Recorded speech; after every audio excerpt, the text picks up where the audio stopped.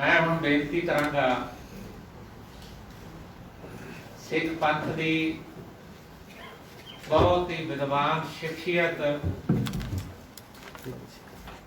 जिन्हां दे सुनाउण दा ढंग बड़ा ही नवेकला है। मेरी तुहानू एक गुजारिश है, जे तां सुनना प्रोफैसर हरपाल सिंह पन्नू फिर फोन करो अपने बंद, इधर उधर का ध्यान हटाओ ते मना नू करो कागर। जिन्नी भुख थानू रोटी की लगी हुई है या चाह की लगी हुई है या किसी होर चीज की है, जे पन्नू साहब का भाषण सुन के सारी ना मिट गई मैनू पंजोड़ी ना कहो, पर बशर्त यह है कि ध्यान पन्नू साहब के सुनने विच होना चाहिए भी पन्नू साहब नू सुन रहे हैं असीं। मेरी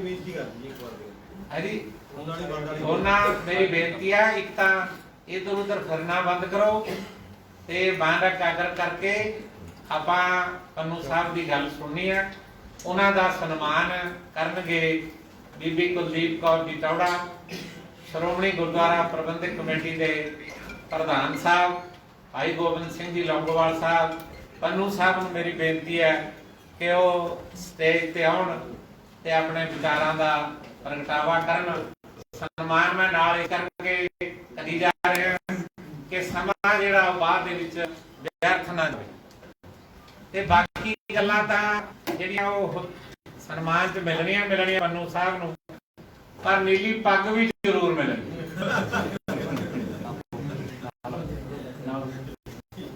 प्रधान जी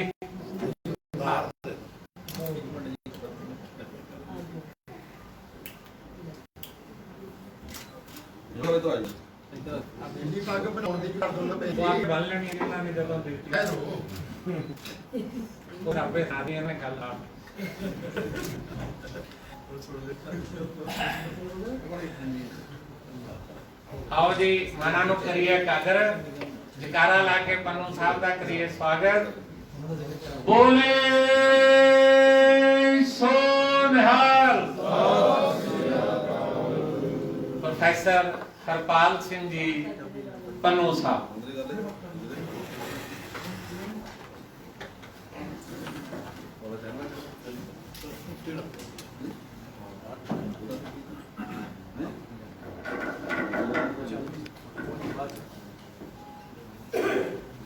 मानयोग प्रधान श्रोमणी कमेटी भाई गोबिंद सिंह लौंगोवाल जी, टौड़ा भैन जी, मेरा छोटे भरा करनैल सिंह पंजोड़ी, मेरे विद्यार्थी डॉक्टर हरदेव सिंह, जगजीत सिंह, इस पिंड के इलाके के पतवंते सज्जनों, गुरु खालसा पंथ अगे मेरी फतेह प्रवान करो। वाहिगुरू जी का खालसा वाहिगुरू जी की फतेह। बैठा बैठा ये सोच रहा सी कि गल कित्थों शुरू करी, वो पंजोड़ी साहब ने इशारा कर दिता नीली पग दा। आपां उत्थों शुरू करते हैं। हरेक सिख नूं दो रंग, एक केसरी एक नीला, ये पसंद ने, सत्कार करदा, दिल च बैठे रंग ने, क्योंकि समुंदर का रंग नीला, आसमान का रंग नीला, तो गुरु गोबिंद सिंह 10वें पातशाह का पसंदीदा रंग नीला। होया कि ये 2-3 साल तो जिहड़ियां दुर्घटनावां होणियां शुरू होईयां, बेअदबियां शुरू होईयां, उन्हां दिनां दी गल है कि मैं बड़े शौक नाल नीली पग कड्ढी संदूक चों ते यूनिवर्सिटी जाने वास्ते तैयार होने लगा, नीली पग बन्नण लगे। मेरी सरदार ने कहंदे नीली पग रख दो उत्थे। मैं क्यों?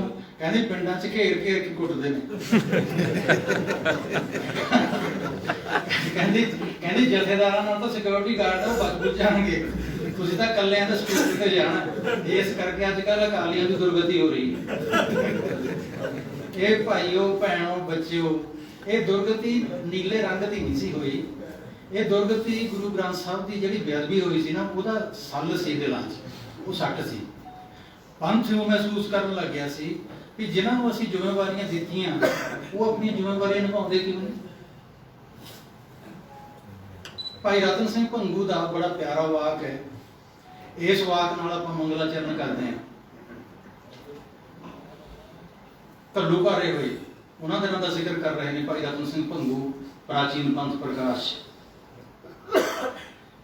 ਕਿੰਨੇ ਔਰਤਾਂ ਮਰਦ ਬੱਚੇ ਸ਼ਹੀਦ ਹੋਏ ਦਿਨ 'ਚ, ਇਹਦੀ ਕੋਈ ਗਿਣਤੀ ਥੋੜਾ ਸੀ। ਕਹਿਰ ਦਾ ਦੌਰ ਸੀ ਪੂਰਾ, ਤੇ ਜਦੋਂ ਦਿਨ ਛਿਪਦਾ ਸੀ ਲੜਾਈ ਬੰਦ ਹੁੰਦੀ ਸੀ। ਸਰਦਾਰ ਜੱਸਾ ਸਿੰਘ ਆਹਲੂਵਾਲੀਆ ਰਹਿਰਾਸ ਸਾਹਿਬ ਦਾ ਪਾਠ ਕਰਨ ਪਿੱਛੋਂ ਅਰਦਾਸ ਕਰਦੇ ਹੁੰਦੇ ਸੀ। ਲਾਸ਼ਾਂ ਦੇ 70 ਵਿਛੇ ਪਏ ਨੇ, ਅਰਦਾਸ ਦੇ ਬੋਲ ਹੁੰਦੇ ਸੀ, ਸੱਚੇ ਪਾਤਸ਼ਾਹ 4 ਪਹਿਰ ਦਿਨ ਸੁਖ ਦਾ ਬਤੀਤ ਹੋਇਆ ਹੈ, 4 ਪਹਿਰ ਰਾਤ ਆਈ ਹੈ, ਇਸੇ ਤਰ੍ਹਾਂ ਆਪ ਜੀ ਦੇ ਭਾਣੇ ਵਿੱਚ ਬਤੀਤ ਹੋਵੇ। ਇੱਕ ਦਿਨ ਭਾਈ ਭੰਗੂ ਦੇ ਮੁਤਾਬਕ ਅਰਦਾਸ ਕੀਤੀ ਜੱਸਾ ਸਿੰਘ ਆਹਲੂਵਾਲੀਆ ਨੇ, ਉਹਦੇ ਬੋਲ ਕੁਝ ਵੱਖਰੀ ਤਰ੍ਹਾਂ ਦੇ ਸਨ। ਉਹ ਬੋਲ ਸਨ, ਸੱਚੇ ਪਾਤਸ਼ਾਹ ਤੇਰੀ ਯਾਦ ਦਿਲ 'ਚ ਰੱਖਦਿਆਂ, ਚਰਨਾਂ ਦਾ ਓਟ ਆਸਰਾ ਲੈਂਦਿਆਂ, ਜਿਹੜੇ ਸਿੰਘ ਬੱਚੇ ਬੱਚੀਆਂ ਬੀਬੀਆਂ ਯੋਧੇ ਸ਼ਹੀਦ ਹੋਏ, ਉਹਨਾਂ ਨੂੰ ਨਮਸਕਾਰ। ਪਰ ਅੱਜ ਤੁਹਾਡੇ ਦਰਬਾਰ ਅੱਗੇ ਮਹਾਰਾਜ ਬੇਨਤੀ ਇਹ ਹੈ ਕਿ ਸਾਨੂੰ ਹੁਣ ਜੀਵਨ ਦਾਨ ਬਖਸ਼ੋ। ਇਸ ਕਰਕੇ ਨਹੀਂ ਕਿ ਮੌਤਾਂ ਤੋਂ ਖੌਫਜ਼ਦਾ ਹੋਵੇ, ਇਸ ਕਰਕੇ ਕਿ पंथ की रही तो तेरे ग्रंथ की रहे वो नाथ, पंथ ना रहा तो तेरा ग्रंथ कौन माने वो। हे पिता, इस करके नहीं जाना दी रखे मंगदे अज कि भयभीत हो गए असीं। दिल से ये फिक्र है सच्चे पातशाह तुसीं सानूं गुरु ग्रंथ साहब दिता, जे पंथ ना रहा तो गुरु ग्रंथ साहब नहीं रहणगे। तो जदों गुरु ग्रंथ साहब की बेअदबी हुई, जदों गुरुद्वारे की बेअदबी हुई, तो फिर साडा लागा तागा बर्बाद करने नाल की होया भला, साडे दिलां ते सट वजेगी। सो ना किसी अकाली के खिलाफ, ना किसी जथेदार के खिलाफ, साडे अंदर दुख सी गुरु ग्रंथ साहब की बेअदबी दा, ते अजे तक वो कायम है। अजे तक साडी कोई मर्ज हल नहीं हुई। आपां की आ, लोग सानू की समझते हैं। एक ये गल भी मैं शुरू दे विच तुहाडे नाल करनी चाहना, श्रोमणी कमेटी दी गल्लां करांगे, श्रोमणी अकाली दल दी गल्लां करांगे, सिंह सभा दी गल्लां करांगे, सारियां करांगे थोड़ी थोड़ियां, लेकिन अपना इंप्रैशन, अपना प्रभाव बाकी बेगाने लोगों के जिहड़े सानू नहीं जानते उन्हां दे दिलां ते किहो जिहा है, इहदे नाल शुरू करदा। ईरान दा विजिटिंग प्रोफैसर हां, ਜਦੋਂ ਮਰਜ਼ੀ ਸਾਲ 'ਚ ਇੱਕ ਵਾਰੀ 3 ਮਹੀਨੇ ਵਾਸਤੇ ਈਰਾਨ ਜਾਵਾਂ, ਜੋ ਉੱਥੋਂ ਦੀ ਯੂਨੀਵਰਸਿਟੀ ਮੇਰੀ ਮੇਜ਼ਬਾਨ, ਰਹਿਣ ਸਹਿਣ ਖਾਣ ਪੀਣ ਪੜ੍ਹਨ ਲਿਖਣ ਦਾ ਸਾਰਾ ਪ੍ਰਬੰਧ ਹੋਣਾ। ਜਦੋਂ ਪਹਿਲੀ ਵਾਰੀ ਗਿਆ तो ਤਹਿਰਾਨ ਇਤਿਹਾਸਕ ਗੁਰਦੁਆਰਾ ਹੈ, ਗੁਰੂ ਨਾਨਕ ਦੇਵ ਜੀ ਦੀ ਯਾਦ ਨਾਲ ਸ਼ੁਰੂ ਕਰਦੇ ਹਾਂ ਆਪਾਂ ਗੱਲ। ਬਹੁਤ ਸ਼ਾਨਦਾਰ ਗੁਰਦੁਆਰਾ, 3 ਮੰਜ਼ਿਲ, ਦਰਸ਼ਨ ਕਰਨ ਗਿਆ। ਉੱਥੇ ਮੈਟਰੋ ਸਟੇਸ਼ਨ ਲੱਗਦਾ ਹੈ, ਮੈਟਰੋ ਸਟੇਸ਼ਨ ਤੋਂ ਜਿਹੜੀ ਸੜਕ ਅੱਧਾ ਕਿਲੋਮੀਟਰ ਗੁਰਦੁਆਰਾ ਸਾਹਿਬ ਨੂੰ ਜਾਂਦੀ ਹੈ, ਮੈਟਰੋ ਸਟੇਸ਼ਨ ਦੇ ਲਾਗੇ ਇੱਕ ਬੜਾ ਸ਼ਾਨਦਾਰ ਦਰਵਾਜ਼ਾ ਹੈ, ਬਹੁਤ ਵਧੀਆ ਗੇਟ, ਦਰਸ਼ਨੀ ਗੇਟ ਹੈ। ਮੈਂ ਪੁੱਛਿਆ ਵੀ ਇੰਨਾ ਸੋਹਣਾ ਡਿਜ਼ਾਈਨ, ਇੰਨੇ ਸੋਹਣੇ ਕਾਰੀਗਰ ਕਿੱਥੋਂ ਲੱਭੇ? ਮੈਨੂੰ ਉੱਥੋਂ ਦੀ ਸੰਗਤ ਨੇ ਦੱਸਿਆ ਕਿ ਅਸੀਂ ਗੁਰਦੁਆਰਾ ਇਤਿਹਾਸ ਮਹਾਰਾਜ ਭਾਈ ਮਰਦਾਨਾ ਜੀ ਸਮੇਤ ਇੱਕ ਰਾਤ ਉੱਥੇ ਰਹੇ ਸਨ। ਤਹਿਰਾਨ ਇਤਿਹਾਸਕ ਗੁਰਦੁਆਰਾ। ਪੁੱਛਿਆ ਕਿ ਇੰਨਾ ਸੋਹਣਾ ਦਰਵਾਜ਼ਾ ਕਿਹਨੇ ਤਾਮੀਰ ਕੀਤਾ? ਉਹਨਾਂ ਨੇ ਦੱਸਿਆ ਕਿ ਜੀ ਅਸੀਂ ਸਰਕਾਰ ਤੋਂ ਇਜਾਜ਼ਤ ਲੈ ਕੇ ਗੁਰਦੁਆਰੇ ਦੀ ਉਸਾਰੀ ਕਰ ਲਈ। ਈਰਾਨੀ ਸੰਗਤ ਆਈ, ਉਹਨਾਂ ਨੇ ਕਿਹਾ ਕਿ ਬਹੁਤ ਸ਼ਾਨਦਾਰ ਤੁਸੀਂ ਗੁਰਦੁਆਰਾ ਆਪਣੇ ਡਿਜ਼ਾਈਨ ਦੇ ਮੁਤਾਬਕ ਉਸਾਰ ਲਿਆ, ਇਹਦੇ ਵਾਸਤੇ ਦਰਵਾਜ਼ਾ ਜਿਹੜਾ ਹੋਏਗਾ ਉਹਦਾ ਖਰਚਾ ਅਸੀਂ ਕਰਾਂਗੇ, ਉਹਦਾ ਡਿਜ਼ਾਈਨ ਸਾਡਾ ਹੋਏਗਾ, ਸਾਡੀ ਤੁਸੀਂ ਸੇਵਾ ਮਨਜ਼ੂਰ ਕਰੋ, ਤੁਹਾਡੇ ਪਹਿਲੇ ਨਬੀ ਦੇ ਨਾਂ ਤੇ ਅਸੀਂ ਗੁਰਦੁਆਰਾ ਬਣਾਓ, ਗੇਟ ਬਣਾਓ। ਆਪਣੇ ਖਰਚੇ ਤੇ ਉਹਨਾਂ ਨੇ ਸ਼ਾਨਦਾਰ ਗੇਟ ਉਸਾਰਿਆ। ਫਿਰ ਸੰਗਤ ਦਾ ਇਕੱਠ ਹੋਇਆ, ਪੁੱਛਣ ਲੱਗੇ ਇਹਦਾ ਨਾਂ ਕੀ ਰੱਖੀਏ? ਕਈ ਨਾਂ ਸੁਝਾਏ ਗਏ ਜਿਹੜੇ ਉਹਨਾਂ ਨੂੰ ਮਨਜ਼ੂਰ ਨਹੀਂ ਹੋਏ। ਫਿਰ ਕਹਿਣ ਲੱਗੇ ਤੁਸੀਂ ਇਉਂ ਕਰੋ, ਈਰਾਨੀਆਂ ਨੇ ਕਿਹਾ ਕਿ ਤੁਸੀਂ ਆਪਣੇ ਪਹਿਲੇ ਪੈਗੰਬਰ ਦੀਆਂ ਸਾਖੀਆਂ ਸੁਣਾਓ, ਸੁਭਾਅ ਸੁਣਾਓ, ਉਹਨਾਂ ਦੇ ਨਾਲ ਜੁੜੀਆਂ ਹੋਈ ਯਾਦਗਾਰਾਂ ਦਾ ਜ਼ਿਕਰ ਕਰੋ, ਉਹਦੇ ਵਿੱਚੋਂ ਫਿਰ ਸ਼ਾਇਦ ਆਪਾਂ ਨੂੰ ਲੱਭ ਜੇ ਦਰਵਾਜ਼ੇ ਦਾ ਨਾਮ। ਸਿੱਖਾਂ ਨੇ ਸਾਖੀਆਂ ਸੁਣਾਉਣੀਆਂ ਸ਼ੁਰੂ ਕੀਤੀਆਂ, 1 2 5 10 15।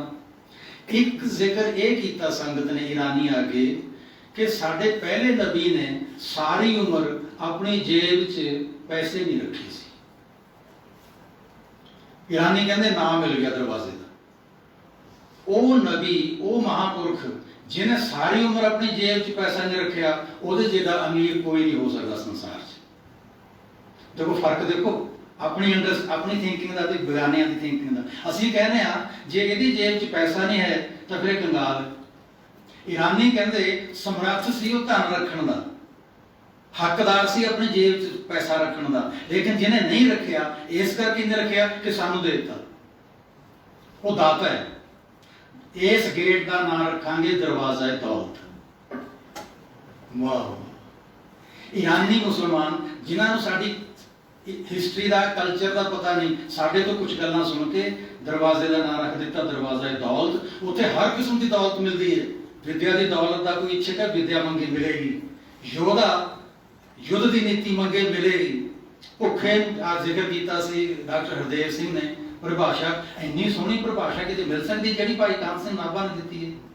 ਉਹ ਥਾਂ ਜਿੱਥੇ ਜਗਿਆਸੂ ਨੂੰ ਆਤਮਿਕ ਬਲ ਮਿਲੇ, ਭੁੱਖੇ ਨੂੰ ਅੰਨ ਮਿਲੇ, ਪਿਆਸੇ ਨੂੰ ਜਲ ਮਿਲੇ, ਔਰਤ ਨੂੰ ਰੱਖਿਆ ਮਿਲੇ, ਮੁਸਾਫਰ ਨੂੰ ਛੱਤ ਮਿਲੇ, ਉਸ ਪਵਿੱਤਰ ਥਾਂ ਨੂੰ ਗੁਰਦੁਆਰਾ ਆਖਦੇ ਹਨ।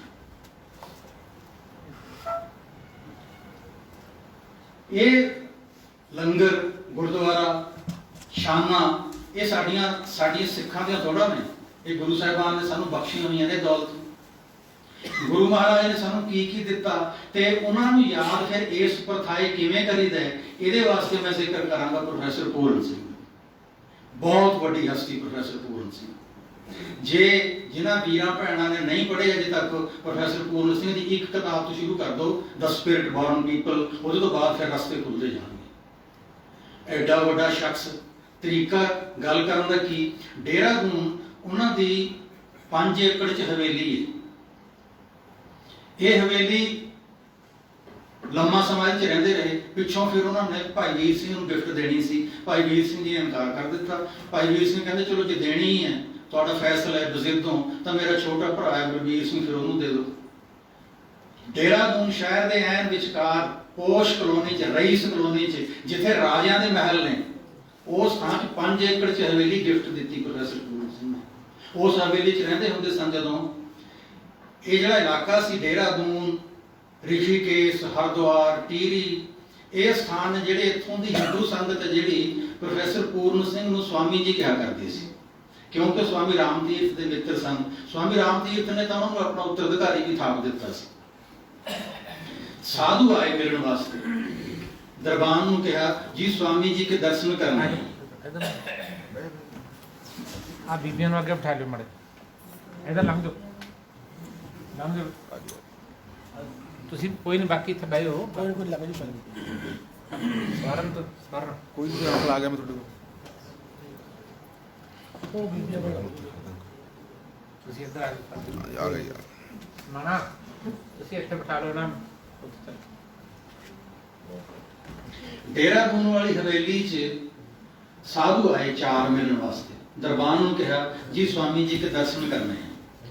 ਦਰਬਾਨ ਪ੍ਰੋਫੈਸਰ ਪੂਰਨ ਸਿੰਘ ਕੋਲ ਆਇਆ, ਜੀ ਸਾਧੂ ਆਪ ਜੀ ਦੀ ਸੰਗਤ ਕਰਨ ਵਾਸਤੇ ਆਏ ਨੇ। ਪ੍ਰੋਫੈਸਰ ਨੇ ਕਿਹਾ ਭੇਜ ਦਿਓ। ਆ ਗਏ, ਮਿਲੇ, ਬੈਠੇ, ਗੱਲਾਂ ਹੋਣ ਲੱਗੀਆਂ। ਗੱਲਾਂ ਕਰਦਿਆਂ ਕਰਦਿਆਂ ਇੱਕ ਸਾਧੂ ਕਹਿੰਦਾ, स्वामी जी आप कौन सी साधना, कौन सी तपस्या करते हैं, आपके माथे पर इतना नूर है। प्रोफेसर पूर्ण सिंह कहते, भाई तप, साधना, बंदगी करनी तो दरकिनार, हमें तो पता भी नहीं कि होती क्या है। जिस बात का पक्का पता है वो ये कि बादशाह के महल में जन्म लेते ही बच्चे को राजकुमार कहा जाता है। तप, साधना, बंदगी ये की थी गुरु गोबिंद सिंह जी ने। हमने उनके महल में जन्म ले लिया तो फिर पिता की जायदाद बच्चों को भी मिलेगी ना। ਅਸੀਂ ਇੰਨੇ ਅਮੀਰ ਪਿਤਾ ਦੇ ਸ਼ਾਹਜ਼ਾਦੇ ਹਾਂ, ਉਹਨਾਂ ਦੇ ਮਹਿਲਾਂ 'ਚ ਸੰਸਾਰ ਦੀ ਸਾਰੀ ਦੌਲਤ, ਸਾਰੀ ਬਰਕਤ ਹੈ। ਇਹਦੇ ਬਾਵਜੂਦ ਵੀ ਜੇ ਕਿਤੇ ਸਾਨੂੰ ਲੱਗੇ ਕਿ ਅਸੀਂ ਸਖਣੇ ਆ, ਊਣੇ ਆ, ਇਕੱਲੇ ਆ, ਫਿਰ ਸਾਡੀਆਂ ਨਲਾਇਕੀਆਂ ਹੋਣਗੀਆਂ। ਸਾਡੇ ਪਿਤਾ ਨੇ ਤਾਂ ਸਾਡੇ ਤੋਂ ਕੁਝ ਨਹੀਂ ਛੁਪਾ ਕੇ ਰੱਖਿਆ ਸੀ। ਅੱਜ ਆਪਾਂ ਸ਼੍ਰੋਮਣੀ ਕਮੇਟੀ ਦੀਆਂ ਗੱਲਾਂ ਤਾਂ ਕਰਨੀਆਂ ਨੇ ਥੋੜ੍ਹੀਆਂ ਜਿਹੀਆਂ, ਲੇਕਿਨ ਵਿੱਚ ਜੇ ਅਖੀਰ 'ਚ ਵਕਤ ਮਿਲਿਆ ਤਾਂ ਅੱਜ 1 ਨਵੰਬਰ ਪੰਜਾਬ ਡੇ ਵੀ ਹੈ। ਇਹਦੀ ਕੀ ਲੋੜ ਪੈ ਗਈ ਸੀ ਪੰਜਾਬੀ ਸੂਬੇ ਨੂੰ? ਬਹੁਤ ਸਾਰੇ ਸਾਡੇ ਸਿੱਖ ਵੀਰ, ਪੰਜਾਬ ਦੇ ਵਸਨੀਕ, ਪੜ੍ਹੇ ਲਿਖੇ ਵੀ ਇਸ ਉਲਝਣ ਦਾ ਸ਼ਿਕਾਰ ਨੇ ਜੀ। ਐਡਾ ਵੱਡਾ ਪੰਜਾਬ ਸੀ, ਦੇਖੋ ਨਿੱਕੀ ਜਿਹੀ ਪੰਜਾਬੀ ਸੂਬੀ ਕਰ ਲਈ। ਇਹਦੇ ਇਸ ਪ੍ਰਸਾਏ ਦੀ ਥੋੜੀ ਜਿਹੀ ਗੱਲ ਕਰਾਂਗੇ ਆਪਾਂ ਸੰਗਤਾਂ ਨਾਲ ਅੱਜ ਦੀ। ਸਭ ਤੋਂ ਪਹਿਲਾਂ ਤਾਂ ਇਹ ਦੱਸਦੇ ਹਾਂ ਸੰਗਤ ਨੂੰ ਕਿ ਸ਼੍ਰੋਮਣੀ ਅਕਾਲੀ ਦਲ ਤੇ ਸ਼੍ਰੋਮਣੀ ਗੁਰਦੁਆਰਾ ਪ੍ਰਬੰਧਕ ਕਮੇਟੀ, ਇਹ ਦੋ ਬੱਚੇ ਸਿੰਘ ਸਭਾ ਦੇ ਨੇ। ਸਭ ਤੋਂ ਪਹਿਲਾਂ ਸਿੰਘ ਸਭਾ ਹੋਂਦ ਚਾਹੀ ਸੀ ਤੇ ਸਿੰਘ ਸਭਾ ਦੇ ਜਿਹੜੇ ਨਿਰਮਾਤਾ ਸਨ, ਉਹਨਾਂ ਨੇ ਜਿਹੜੀ 5 ਮੈਂਬਰੀ ਸਲਾਹਕਾਰ ਕਮੇਟੀ ਬਣਾਈ ਸੀ, ਉਹਦੇ ਵਿੱਚ 5 ਮੈਂਬਰਾਂ 'ਚ 3 MA ਸਨ ਤੇ 2 BA ਸਨ। ਇਹ ਉਹਨਾਂ ਦਿਨਾਂ ਦੀ ਗੱਲ ਹੈ, 100 ਸਾਲ ਤੋਂ ਵਧੀ, 100 ਸਾਲ ਹੋ ਗਿਆ ਸਿੰਘ ਸਭਾ। ਇਹ ਉਹ ਲੋਕ ਸਨ MA ਪਾਸ, ਜਿਨ੍ਹਾਂ ਦਿਨਾਂ 'ਚ 5ਵੀਂ ਪਾਸ ਥਾਣੇਦਾਰ ਲੱਗ ਜਾਂਦਾ ਸੀ, 5ਵੀਂ ਪਾਸ ਪਟਵਾਰੀ ਲੱਗ ਜਾਂਦਾ ਸੀ। ਸਿੰਘ ਸਭਾ ਦੀ ਕੀ ਲੋੜ ਪਈ ਸੀ ਸਥਾਪਨਾ ਕਰਨ ਦੀ? ਇੱਥੋਂ ਆਪਾਂ ਆਪਣੀ ਗੱਲ ਦੀ ਸ਼ੁਰੂਆਤ ਕਰਦੇ ਹਾਂ ਅੱਜ ਦੇ ਸੈਮੀਨਾਰ ਦੇ ਪ੍ਰਥਾਏ। ਮੁਬਾਰਕ ਕਰਨੈਲ ਸਿੰਘ ਪੰਜੋੜੀ ਨੂੰ, ਜਗਜੀਤ ਸਿੰਘ ਨੂੰ, ਨਗਰ ਨਿਵਾਸੀਆਂ ਨੂੰ, ਜਿਨ੍ਹਾਂ ਨੇ ਪਿੰਡ 'ਚ ਸੈਮੀਨਾਰ ਕਿਸਮ ਦਾ ਇੱਕ ਅਕਾਦਮਿਕ ਇਕੱਠ ਕੀਤਾ ਹੈ। ਪਿੰਡ ਦੇ ਲੋਕ ਜਾਂ ਕੀਰਤਨ ਸੁਣਦੇ ਨੇ, ਢਾਡੀਆਂ ਨੂੰ ਆਪਾਂ ਸੁਣ ਲਿਆ ਜਾਂ ਪਾਠ ਸੁਣ ਲਿਆ, ਪਾਠ ਕਰ ਲਿਆ, ਲੇਕਿਨ ਇਸ ਕਿਸਮ ਦਾ ਪਲੇਟਫਾਰਮ ਮੈਂ 2 ਦਫਾ ਅੱਗੇ ਵੀ ਦੇਖਿਆ, ਤੀਸਰੀ ਦਫਾ ਅੱਜ ਇਹ ਤੁਹਾਡੇ ਪਿੰਡ ਨੂੰ ਉੱਚੀਆਂ ਬੁਲੰਦੀਆਂ, ਉੱਚੀਆਂ ਸ਼ਾਨਾਂ ਬਖਸ਼ੇਗਾ। ਇਹ ਤੁਹਾਡਾ ਸੁਭਾਅ। ਹੋਇਆ ਕਿ ਇਕੱਲੇ ਸਿੱਖਾਂ 'ਚ ਇਹ ਮਹਿਸੂਸ ਨਹੀਂ ਹੋਇਆ ਕਿ ਸਾਡੇ 'ਚ ਕੁਝ ਘਾਟ ਹੈ। ਹਿੰਦੂਆਂ 'ਚ ਵੀ ਜਦੋਂ ਅੰਗਰੇਜ਼ਾਂ ਦਾ ਰਾਜ ਆਇਆ, ਮੁਸਲਮਾਨਾਂ 'ਚ ਵੀ ਬੇਚੈਨੀ ਦਾ ਦੌਰ ਸ਼ੁਰੂ ਹੋਇਆ। ਉਹ ਸੋਚਣ ਲੱਗੇ ਸਾਡੇ ਨਾਲ ਕੀ ਵਾਪਰ ਗਿਆ।